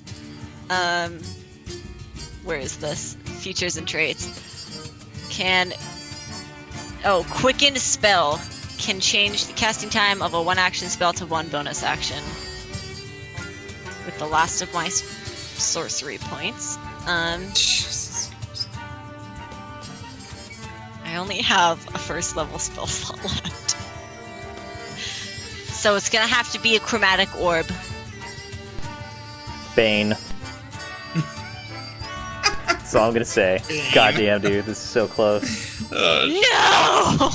You gotta call it. It was a 13 to hit minus a d4. Well, 13 would have hit anyways. Yeah, I know. So it's 12 to hit. So should have done it. I didn't have any saving throw spells at first level. Oh, I did. Oops. Fuck. Finish her. And then he's gonna. Oh. Yeah, that's all I can do. That's your turn. Okay. Feeling super desperate right now with the last of what he's got. Troy draws back 2 arrows in his bow, and he's just going to take 2 last attempt desperation shots at Arson. Again, got nothing left in him, so they're just going to be plain old shots for 1 and 2. Do those both show up? Both 17s to hit and both 9s to 9 piercing damage. All right, you pull back your bow that you cannot non-lethal with, and strike 2 arrows into his chest, and he falls backwards dead. And the shadow now dog Barry doesn't have disappears. to worry about getting revenged by a rogue. Can I turn to Erebir and ask, can we bring him up with him staying unconscious? No, he's dead. He's dead. Oh, okay. All right. Well, Troy looks shaken by this. He's not happy by the fact that he just killed him. He's not celebrating. He's very solemn and kind of saddened by it. I think the you cannot group would also be non-lethal- probably solemn. You cannot non-lethal with arrows. Okay. What Well, if he had like a punching glove, a boxing glove on the end of it? I would have. No? I would have tried. I already used my my grappling hook, which I'm guessing might have been able to do it. Ah. I could have taken the turn to load the damn thing, but then I would have died. Okay. That is your match, and you emerge victorious to the tremendous cheers of the crowd. Holy smokes. Hooray! Wow, Troy, you won. Poofers seems unimpressed. Okay. What's wrong, Poofers? He killed a guy after running away from him. Wasn't And a yeah, very so honorable way to fight. Arsen's body. Wait, aren't He's you the dragged one out. who's used to their death matches? So Yeah, how but is that a usually you surprise run to you? at the other guy. Okay, but I don't fight at close range. You know that. That is true, but usually you at least face All right. toward him instead All of right. up to this guy. Troy distances himself from Poofers. He doesn't want to hear it. He sits on the other side. If for telepathic Erebir. messages, I would have done the same thing. He's not about God, to I take, hope not. He's not about You to would've take ran shit away from too. Poofers. I would Oh, I have thought you shot might him kill 3 him. times in the No, she heart. would have ran away too, because that's what Cooper's giving me he's, trouble he's about. still not happy about it, and he's kind of mad at Poofers for that. So he's gonna sit far away. Who's dead and who's not? Troy killed the rogue in the arena, and he's not happy about it. Killed my rogue sorcerer that I forgot to use Uncanny Dodge with. Yeah, I'm glad you forgot. Damn it. This is the problem of having full character sheets for your enemies, is there's just too much to know. And I've created, 10 enemies at this point for you guys? I can't keep up with all of their stats. That was close. That's fine. Troy has survived to see another day. The trials. Okay. Let's take a quick break here, and then we'll proceed with Viren's thing. But yeah, you guys watch as Arsen's body is dragged out the way he came in. And Troy reunites with you, and Umber claps you on the back and says, "That was a boring match, but you won, so good job." A dub's a dub. All right, guys. We'll be back soon.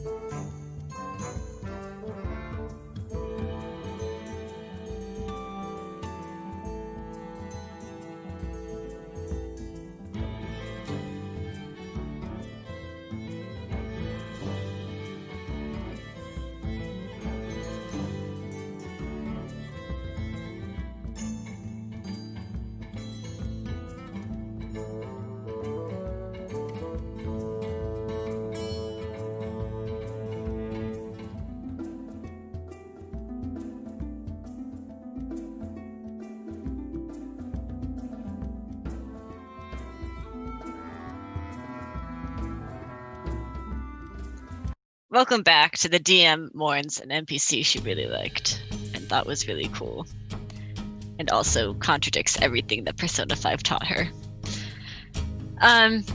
Anyways, all right, moving on. We can do this. Pull yourself together. With Troy victorious over Arsene, we now move on to Biren's destined fight, where he enters the arena not knowing whether the deal he made up to protect him from a crazy, supernaturally powerful Bardlock thing. He doesn't know if that's going to happen. We'll see. We'll find out tonight on Mimics and Gimmicks. Welcome back. For reference, I am posting the image of Nyx, who is your opponent in our context channel. Though On they do Discord. also, yes, on Discord. Thank you. They also wear a comedy mask, like the tragedy comedy, or like the comedy one. Which side of the arena would you like to enter from, Biren? Left side. Oh, I actually totally forgot to mention something about an earlier fight. The fight between Katya and Anders, where Anders won, that was a fight that Katya should have 100% won, but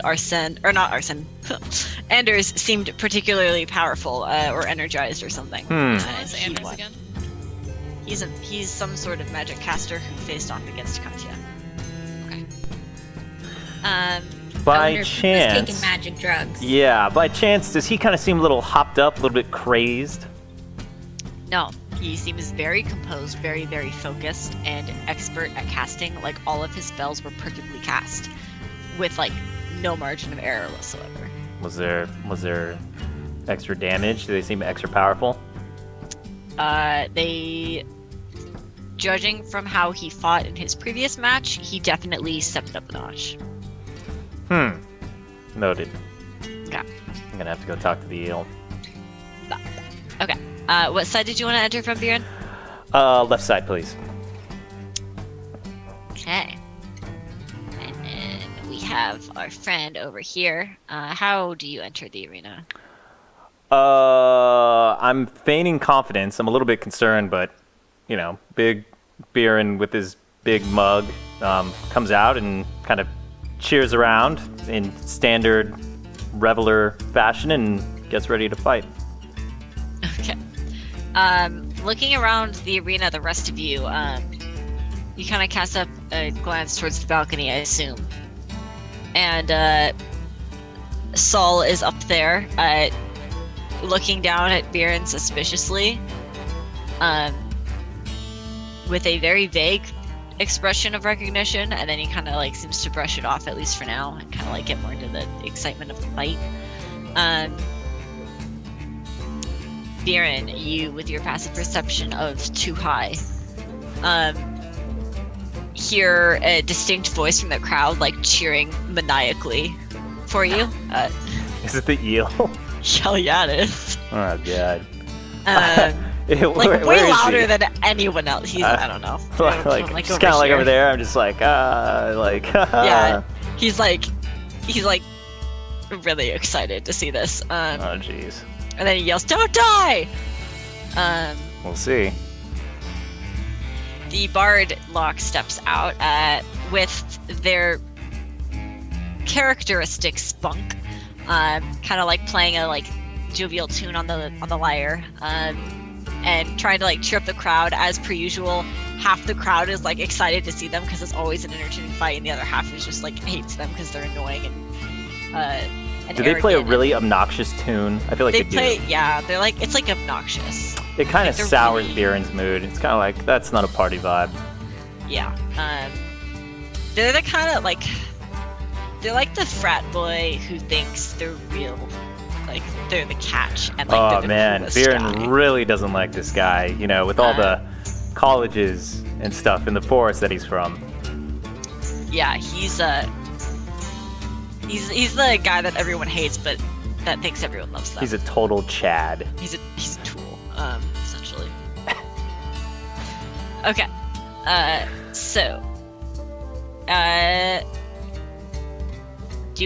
Does anyone want to do anything before this fight starts? Troy, Yeah. shoot him in the face. Do grappling hook. Use your grappling hook. Poofers has acquired 2 handfuls of berries from somewhere, maybe from a street vendor, and is waving them around like pom-poms. There's some juice flying on the people sitting next to you. They look disgruntled. Hey, I'm sitting next to you. Yeah, exactly. I'm very. Grow up your shield, you'll be fine.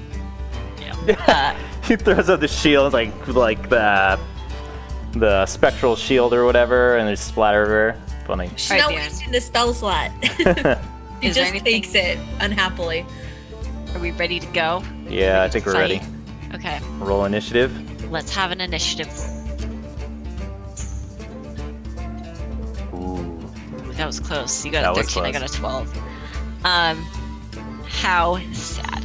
Okay, so they kind of step out, and then it seems like they're like kind of like jumping back and forth, like ready, like really peppy, ready to go. And the gong rings.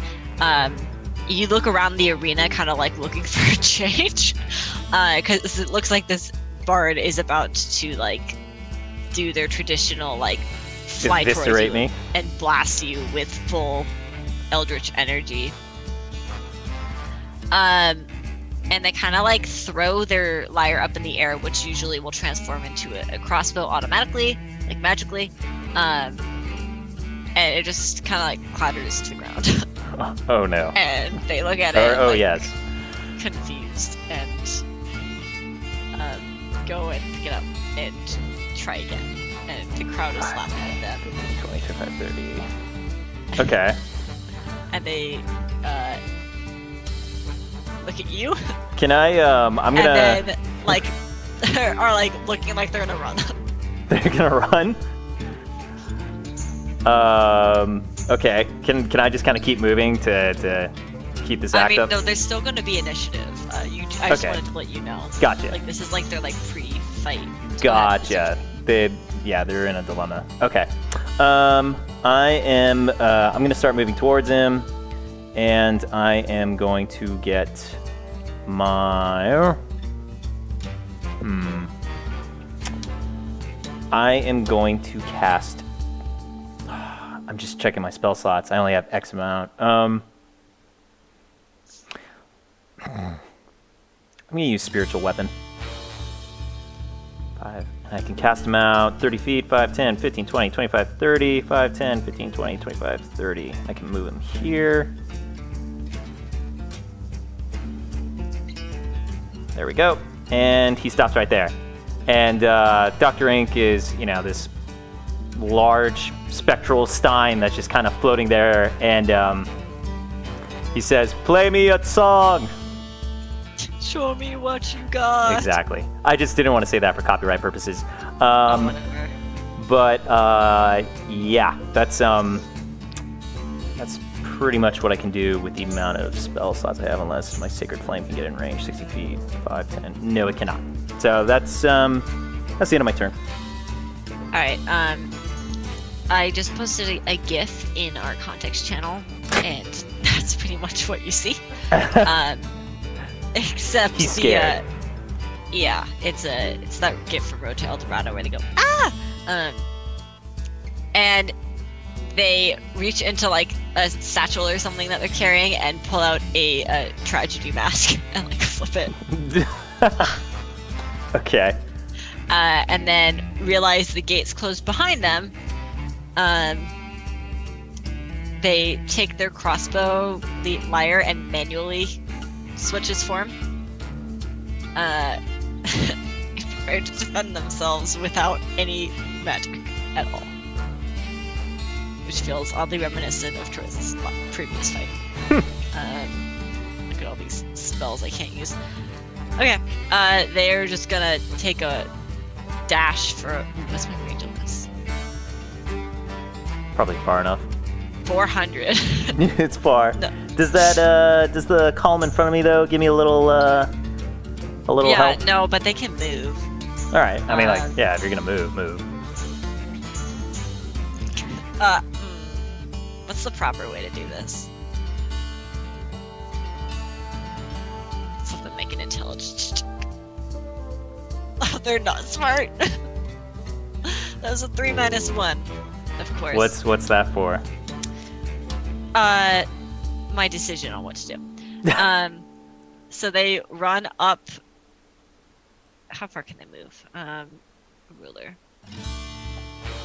Not super far, because they want to give Dr. Ink a wide berth. So they're gonna get about right here, which puts you in range. God, I can't use any of these.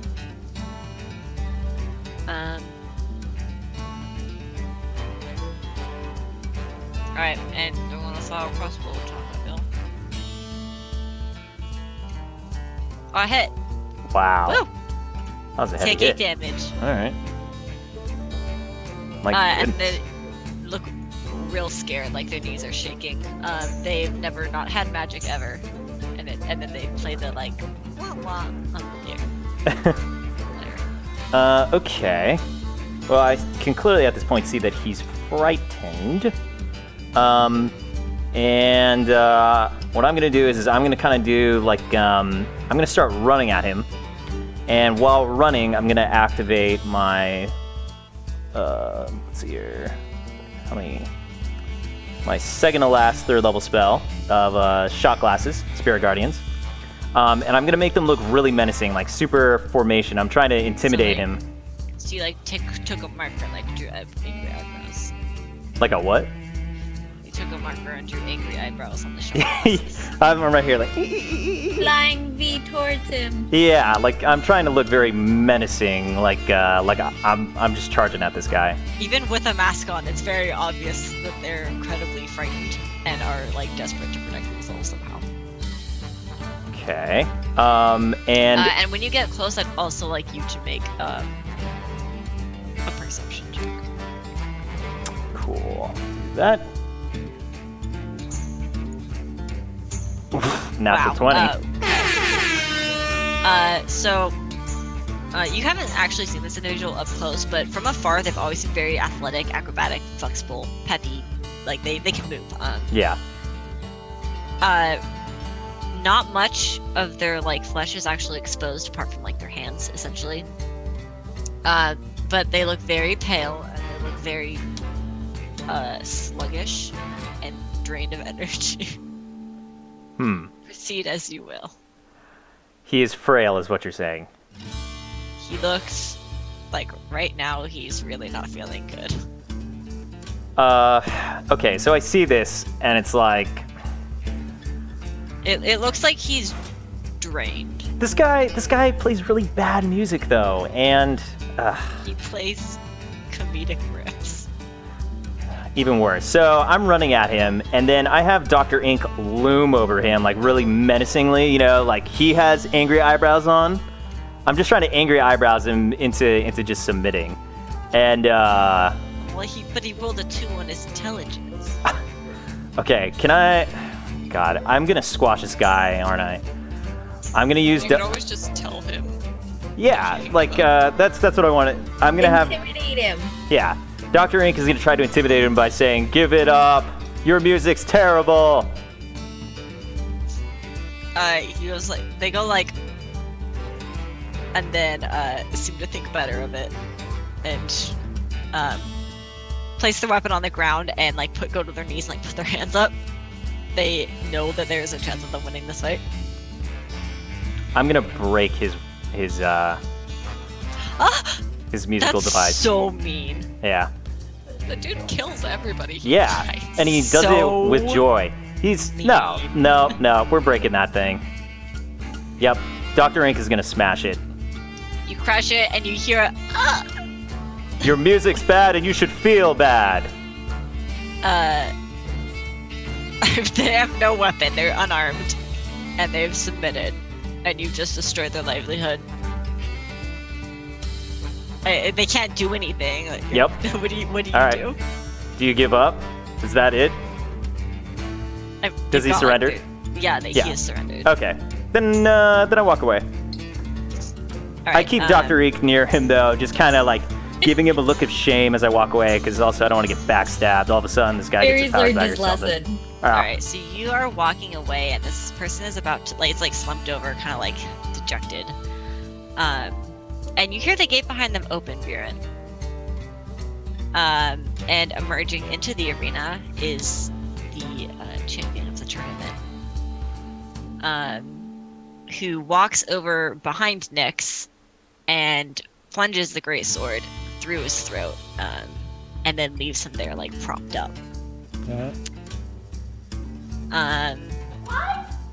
And you, like, turn around to see this in time, and the whole arena has gone silent. what just happened? Why? Why did you do that?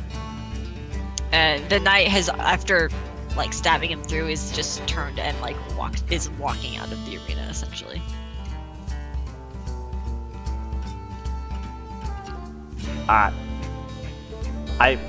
Viren has mixed feelings about this, for one thing, because this guy was, a murderer. But he's also now confused about why these people running this whole thing are helping us. And this is the person that we have to talk to, and he just killed this person cold blood without any kind of defense. So, Viren's conflicted right now. You exit the arena, though? Mm-hmm. Okay. Shortly after, some of the kind of, like, staff come out and drag Nyx's body back to the gate and out of sight. And you can reunite with your party now. Okay, I'm gonna go to Umbra and I'll be like, what was that? Huh? What? What He just was what? executed. What's his name? Nyx? Yeah, I mean, is that really a bad thing? He's kind of a bad person, anyways. I mean, I wholeheartedly agree, but I guess I'll have to talk to my group because Umbra doesn't know that we're here for these. Yeah, purposes. he's just here like, what do you think? This isn't abnormal per se. But he does this often. He just executes people when they give up. Once in a while, he or the founder. Well, the founder doesn't really do that. The knight will step in once in a while and finish someone off if another is chosen to show them mercy. I don't really know what, like, the cue is or anything, but it happens. It's kind of like I'll make maybe sure not once to do every what other- I did this time. The cue. But Yeah, you should just murder ball them like me. shoot him twice in the head. Okay. I sit there kind of confused, and I start drinking. The group is all together now. The gang's all here. What the heck just happened? What is going on in this place? That was very unfair for that guy. Not that I think that he was a good guy, but But he he got stabbed in the back when he surrendered. had no powers. He already surrendered to Barry. Like, if they're trying to help us, that didn't help anything. I mean, they did create, a murder arena, so they probably also are not the best kind of people. True. Ooh, let's have everyone roll a perception check.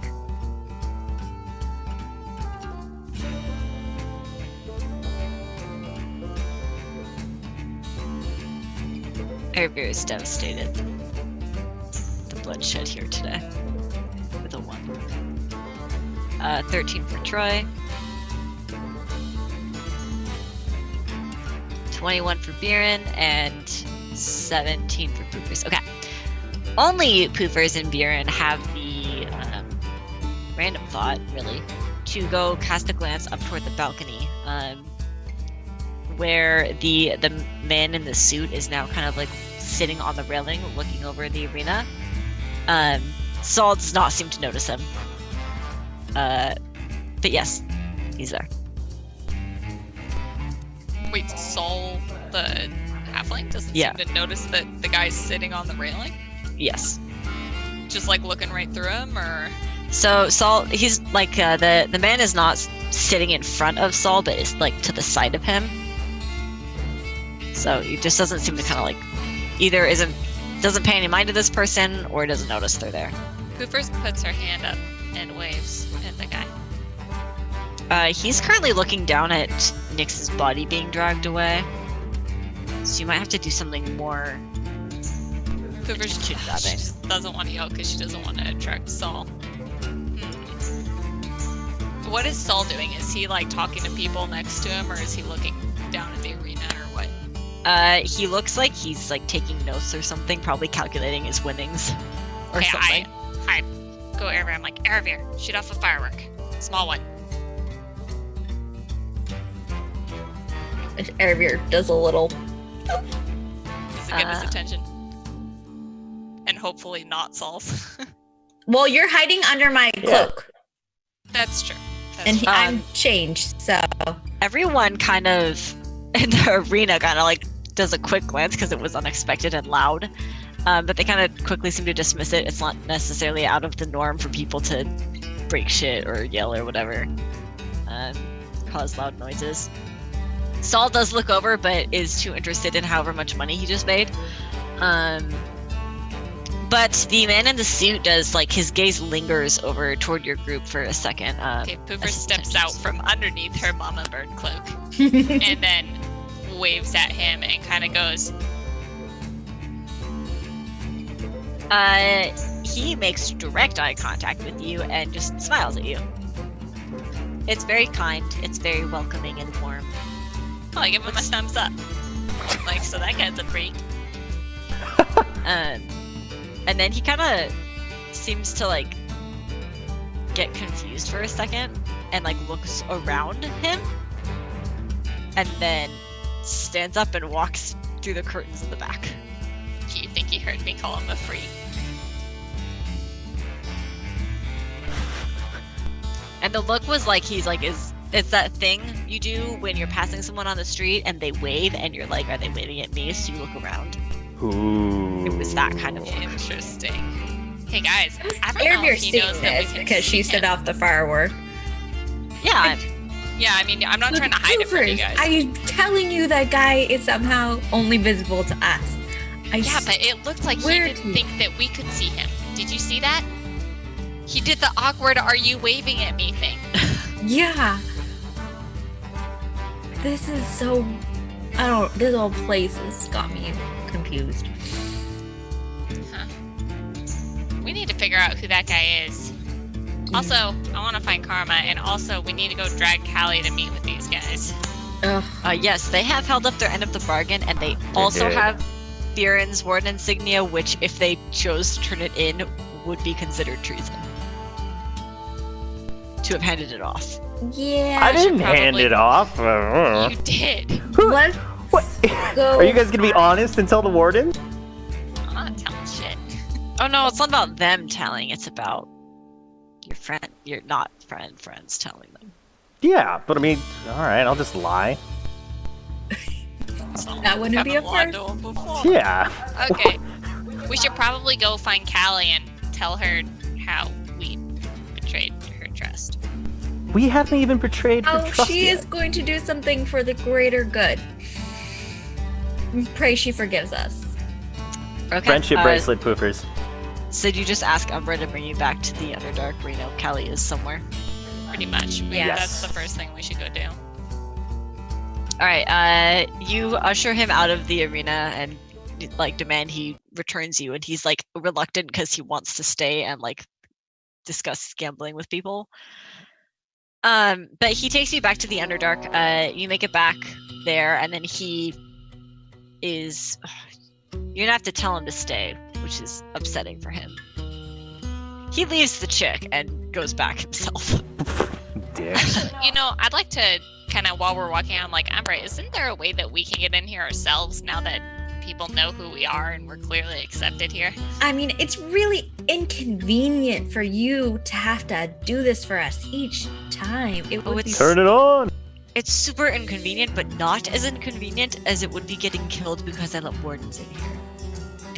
But You didn't know we were know wardens. that. We've already fought. Yeah, they've. Would a warden kill a guy mercilessly like Troy just did? We have two people That in the sick son of a tournament. bitch. All of us have fought. It's it's really just not that simple though. You have to kind of prove to some higher administrative guys that you're worthy of the chalk stuff. You There's can't paperwork. just- yes. Well, I mean, can we borrow your friend's truck stuff that's with you? I'm just gonna leave give my. it right You can back. borrow my friend. That is She'll do- slightly less convenient, but we'll take it. You never even asked her name. It's really rude. Nobody ever offered. She ever said anything to us? Hello, Yeah, I'm she was Poopers, huffy. and you are. She can't speak common. Okay, how are we supposed to ask her her name? Okay. Try oldish. We could have asked me what her name is. What is her name? It's Amy. Just a Hi, Amy. Underdarkish. wow. Her name's Sounds like a very Amy, and she common doesn't name. speak common. Her name is That's the translation. Amy. Is it's short for The something translation you in can't Anglican pronounce. name. Yeah, it's the westernized version. It's short for something that would kill you if you uttered it. Yeah, exactly. Anyways, she knows what she wants. You shouldn't have to talk much to her. All right, have fun with whatever. I'm gonna go make money. Bye. All right, now we gotta go find Callie. We should probably check the tent first. Maybe she came back. You make your way over to the tent. Magnus is there, groaning. It's a little stinky in here. How you doing, Magnus? Still stinky? Airfear puts, like, if he That was lays an down, excellent impression. Airfear puts like a little wet cloth on his forehead and says, "Feel better." Don't eat the burritos. Yeah, you should take your own advice. You eat them like every few weeks. You really gotta stop going to that cart, man. Maybe he's an.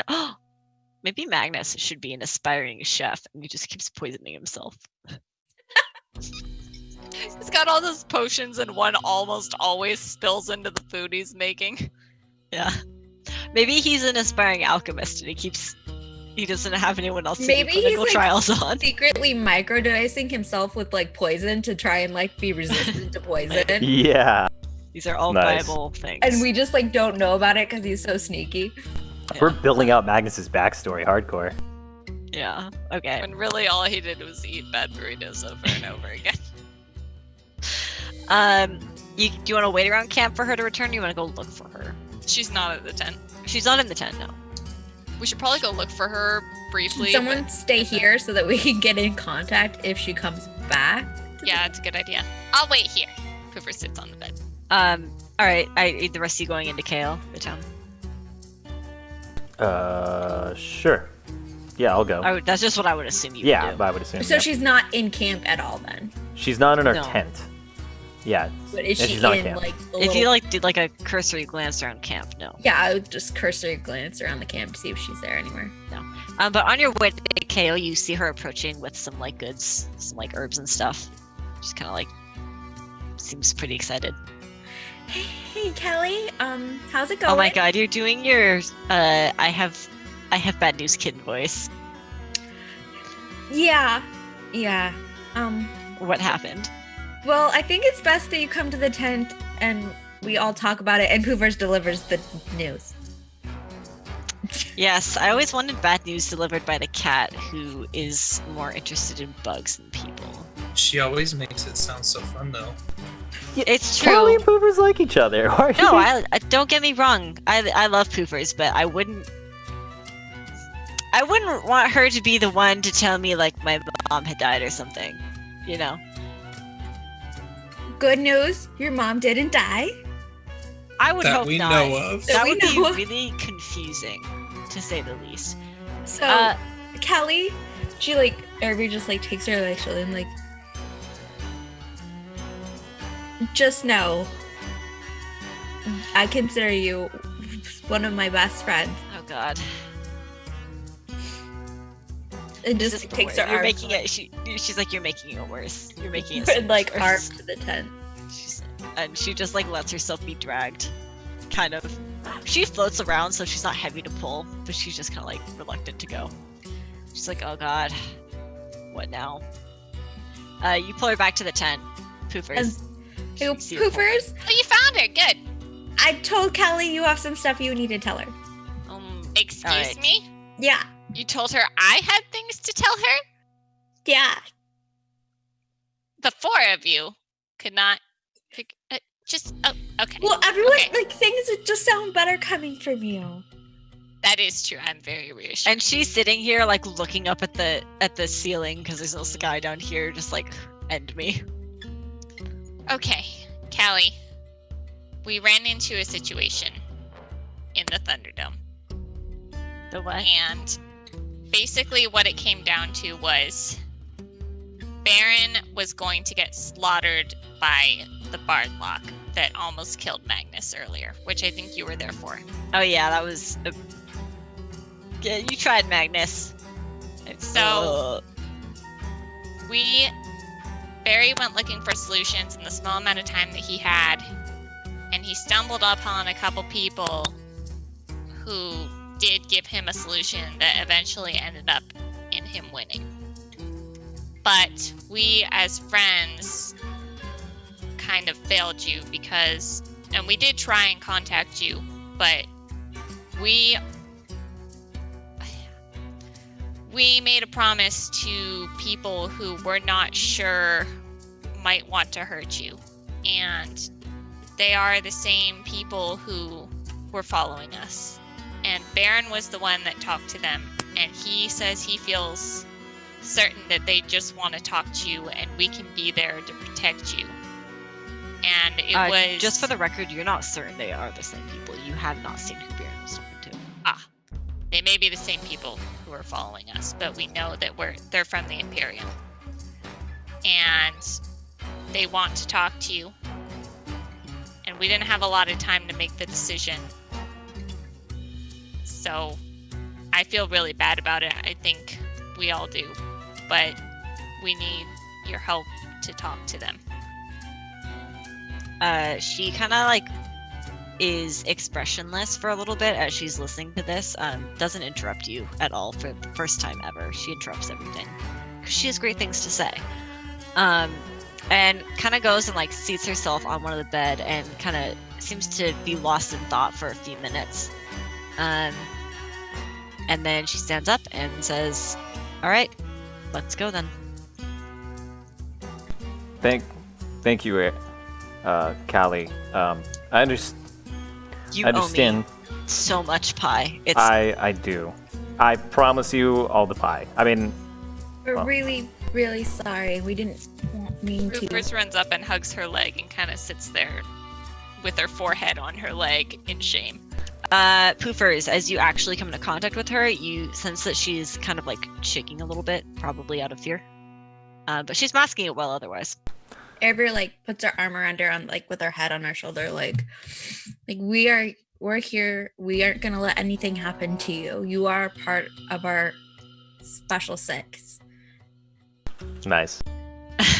And she chuckles and says, "All right, okay.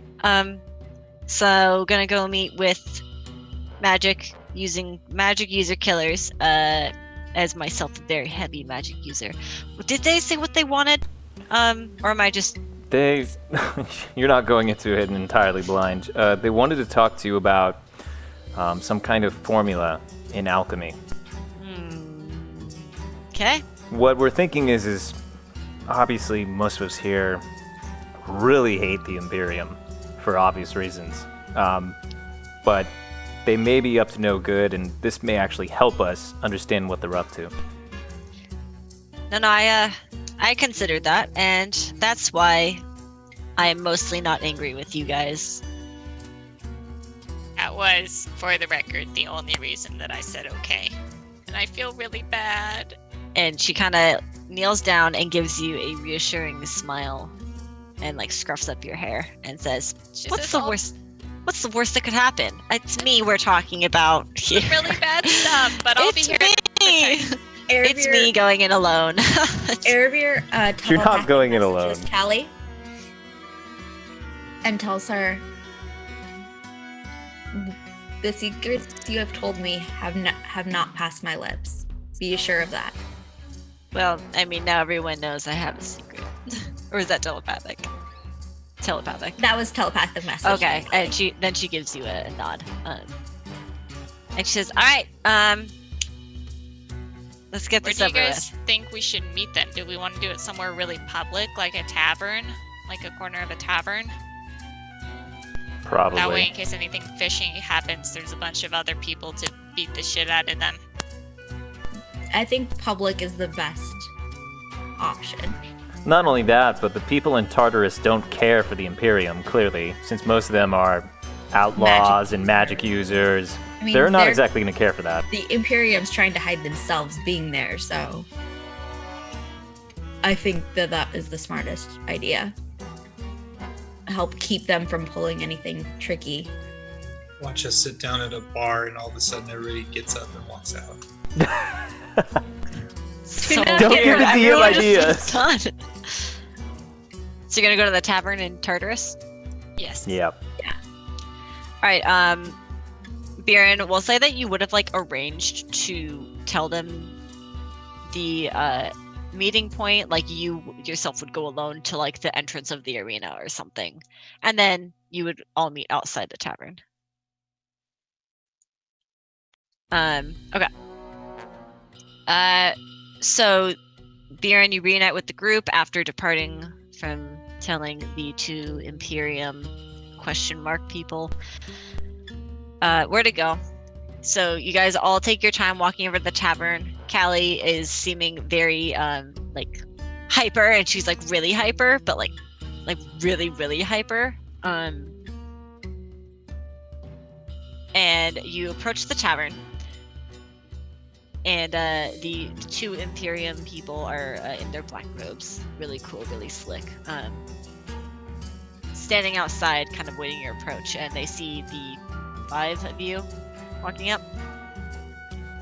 Before we actually get to them, Poofers is gonna whisper to the party. She's gonna be like, "I'll be around," and she's actually going to slip off apart from the party, and she's gonna enter the tavern behind them, but act like she's not part of the group. Okay. These people have seen you with Callie, though. Oh, they have. Also, it is them. It is them. When you get close, Okay, you recognize never them. mind. Should you disguise yourself? Yeah. No, I'm not gonna Just- claw. Just so we're Cool. clear, Airview is disguised because she is in Tartarus. I assume whenever you're in Tartarus, you are disguised. Yeah, just a reminder to everyone. All right, then I'll stick with the party if they've already seen me with her. I mean, they're the people that you remember her pointing out. So, Biren, do you kind of like walk up as ambassador first, or are you all walking up? they say- I'll walk up and I'll say, all right, we're here. We're just here to talk. Of course. As we mentioned, the discussions will be private. You'll receive your insignia back after our meeting is complete. You're welcome to be anywhere within eyesight, but do not try to eavesdrop. Well, okay. That's fine. I would prefer it if you were near somewhere away from the doors, and preferably You a may booth. pick the table, just we don't care. Coolio. I say Coolio Pick a to them. table somewhat near to the stairs in the tavern, so that I can get a vantage point and see exactly what's going on, even if I can't hear them. Okay. They are very compliant with however you want to set it up. They are posing no difficulties whatsoever. So in this tavern, you want them seated, like, did you say by the doors or in the middle? Middle, not away from doors. Yeah, away from doors, kind of in the middle of the tavern with a good vantage point from the stairs, so I can see their hands, like, on the table and Okay. stuff. So Poofers is on the stairs. Where the rest of you position yourselves? Close to her, but as like far away as they need, like they require, but still as just at that line. Okay. And I read telepathic messages are like, I will check in with you. You tell me when, like, if you need to go. And she says, "Sounds good." Ooh, back at you. I would like to be able to see like her face. Okay. Troy, do you have any preferences? Troy's gonna also choose the stairs, get a little higher vantage point. All right, Bian. I'm gonna stand, or I'm gonna sit at one of the tables, like out of earshot, but kind of like you know, if they're on the wall, I'm kind of like in one of those center table areas. You know what I mean? I'm sitting there. I'm just watching them drinking. Okay. Maybe, yeah, Barry can sit watching them, and Aravir can sit watching her. Okay. So you said Troy's gonna go by there's only one door in and out? there's a front door and a back door. But the front door is like the one in use. The back door is like typically exit only. But people can come in if they want. Troy's gonna still be within eyeshot, but near the door. Okay. The front door? Yeah. Okay. So they allow you to arrange yourselves, however, kind of like take note of where each of you end up. And then seat themselves at the table that you designated and wait for Callie to come in. You see her, or you all know that she was outside, like kind of like composing herself. She takes a deep breath and comes inside and then looks around, very obviously knows who they are, and walks, not hovers, up to their table. And her boots get a little dirty because it's dirty here and it's upsetting. And she stands and seems to greet them. At this point, you can, like, those who are nearby can still hear them, like you can hear voices. It might just be a little bit indistinct what they're saying. And they stand and kind of greet her with a sort of respectful bow, half bow. And she seats herself, and they seem to ask for her permission to do something, and she gives a nod. And one of them actually casts something. And those who are still within earshot now recognize that they're speaking in a language none of you understand. All three of them. 1 second.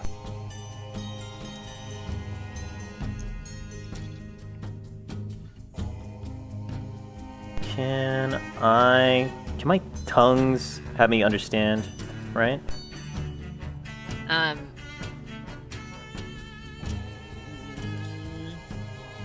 1 sec. I'm ready right now. No. Yeah.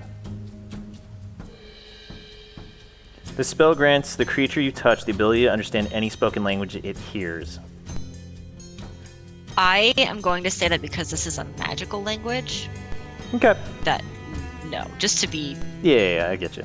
for the sake of the plot. That's fine. Their discussion lasts about 20 minutes.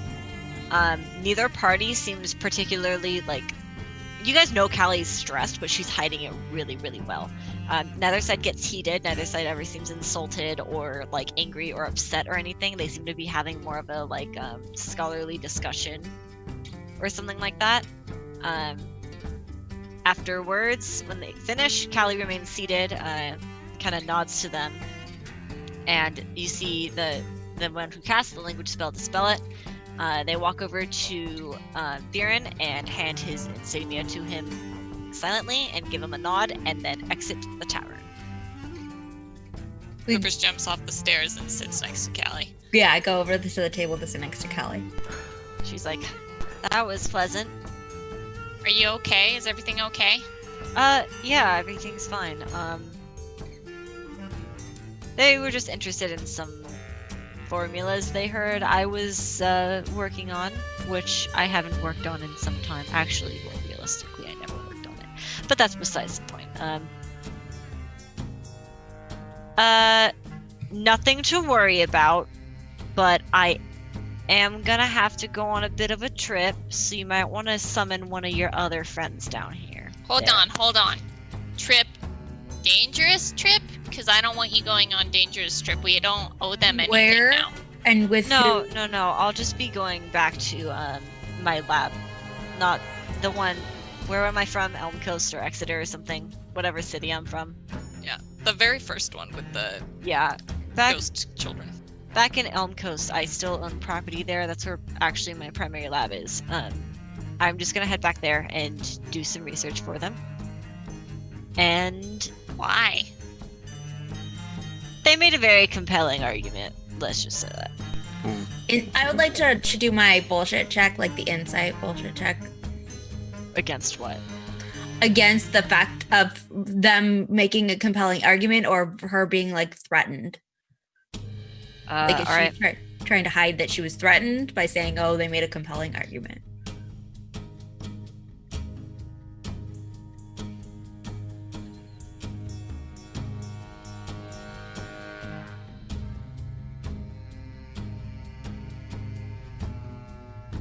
The suspense is killing me. What? What's the roll? Oh. What do I have to roll? Insight? Yeah. And then I get a... Do I get, because of my ring? Like, you get advantage. Yeah.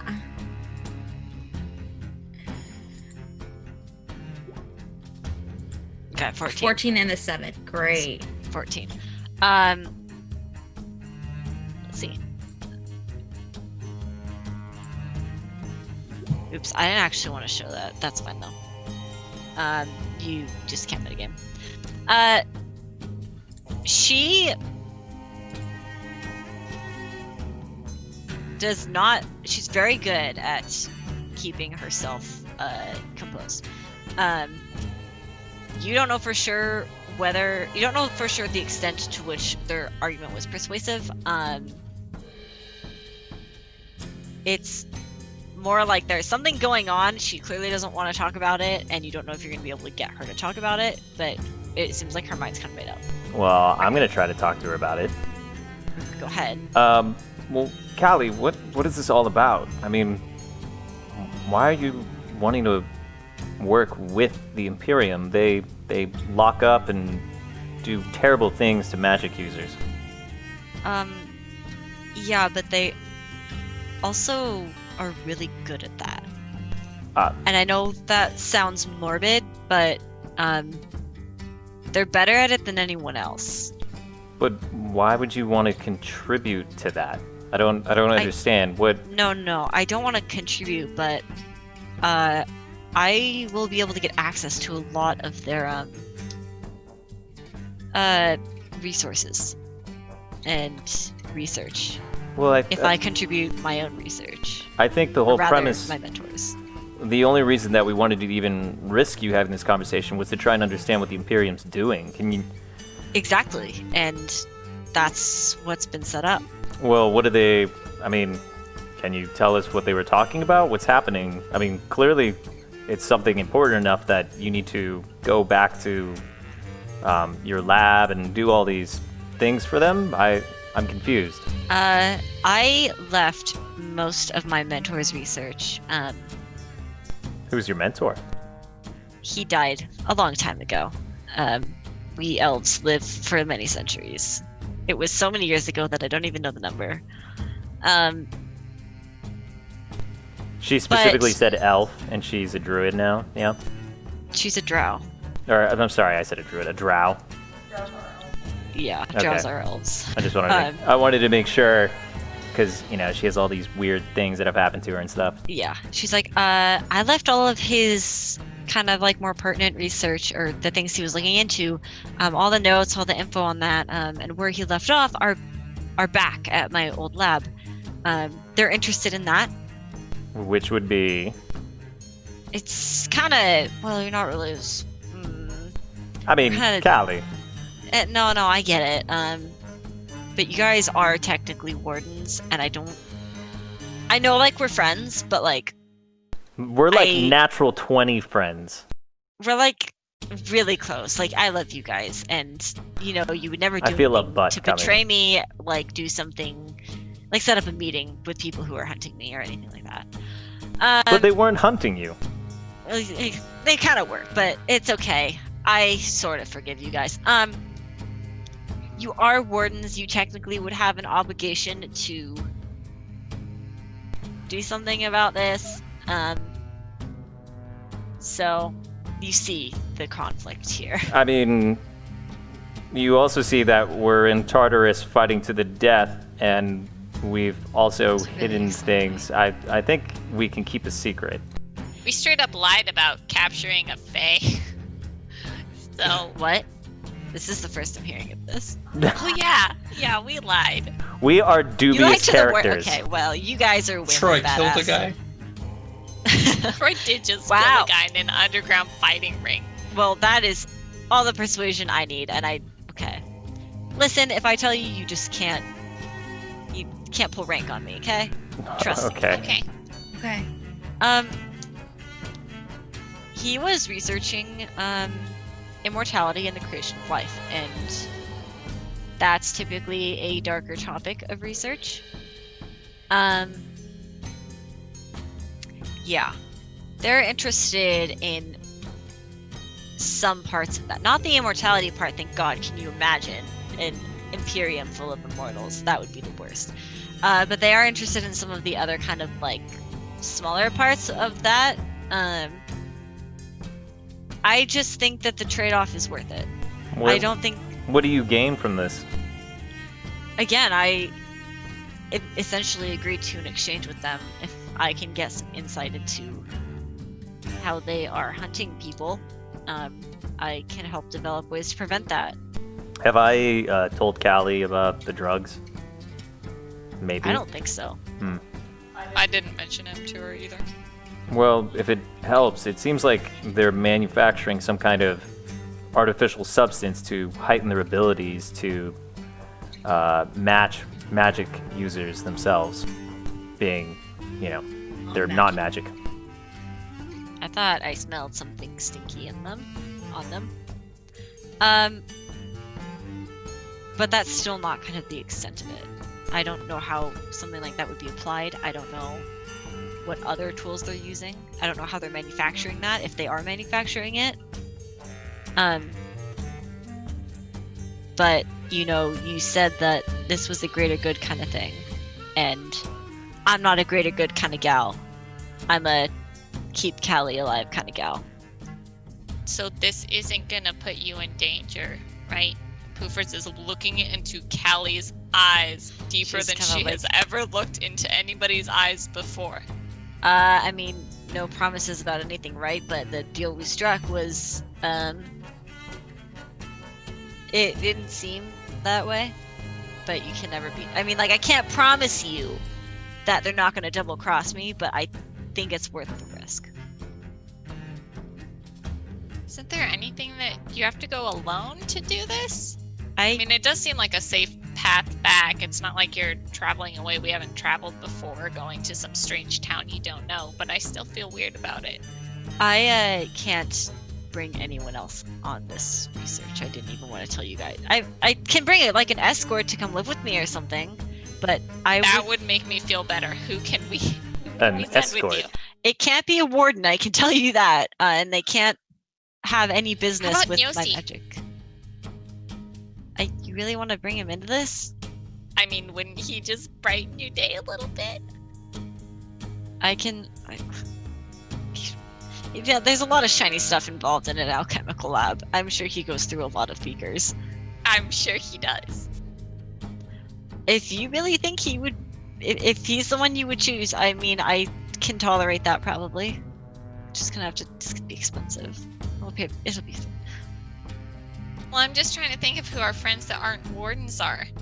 Because Kai's a warden, Tempe's a warden. Karma's around here somewhere, but he isn't usually down for that kind of questing thing. Plus, he might stab you.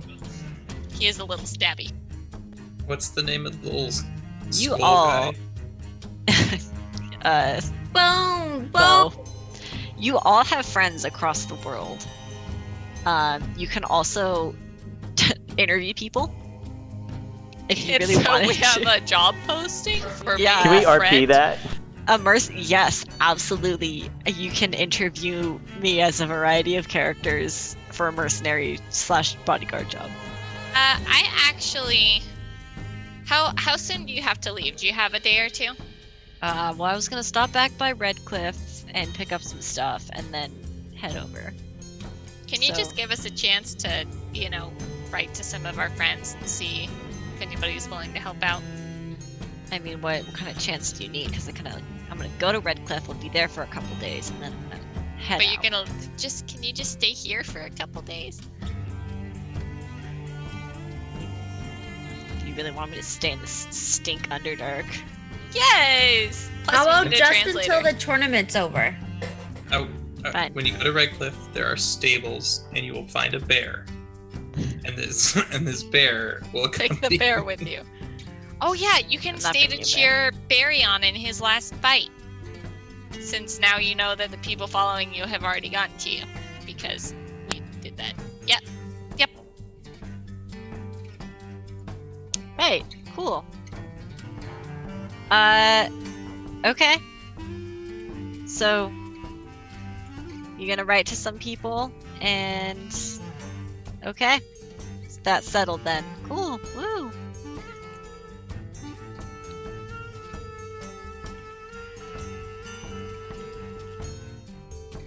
Do you guys want to do anything else, or just head back to your camp? We're in the tavern right now. Do we have any other business here in the Thunderdome? I mean, the tournament, but currently, probably not, and I'm effectively out of spell slots. Okay. Alright, let's head back. So you will. Okay. You will head back to camp and take a rest. Callie seems to be already going through notes and kind of like planning some stuff out because she's big smart.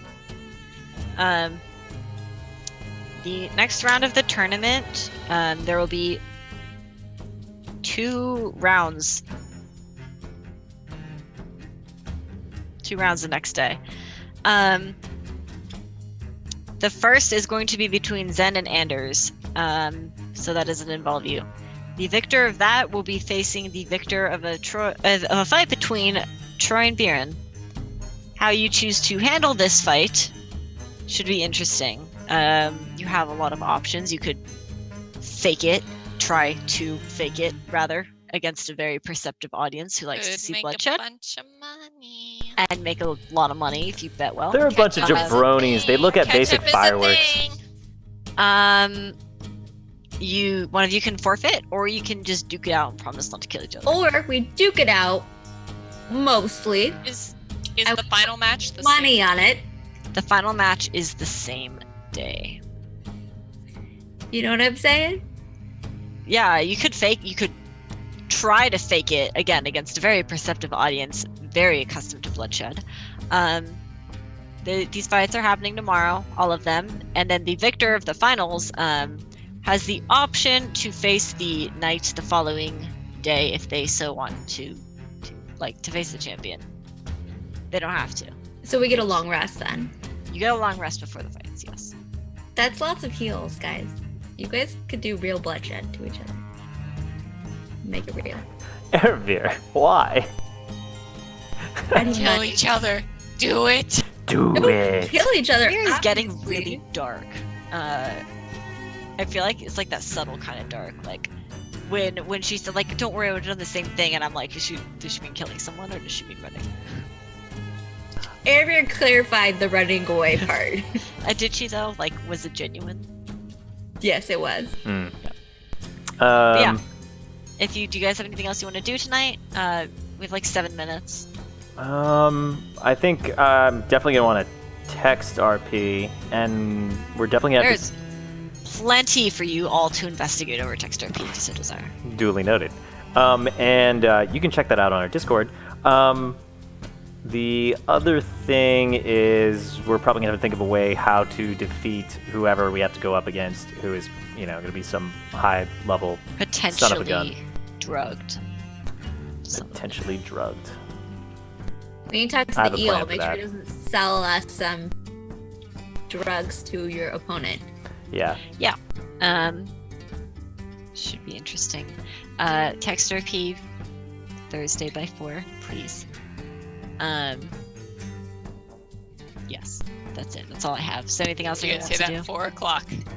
So before I know, I'm nighttime. sorry, I don't know what day it is half the time. Yes.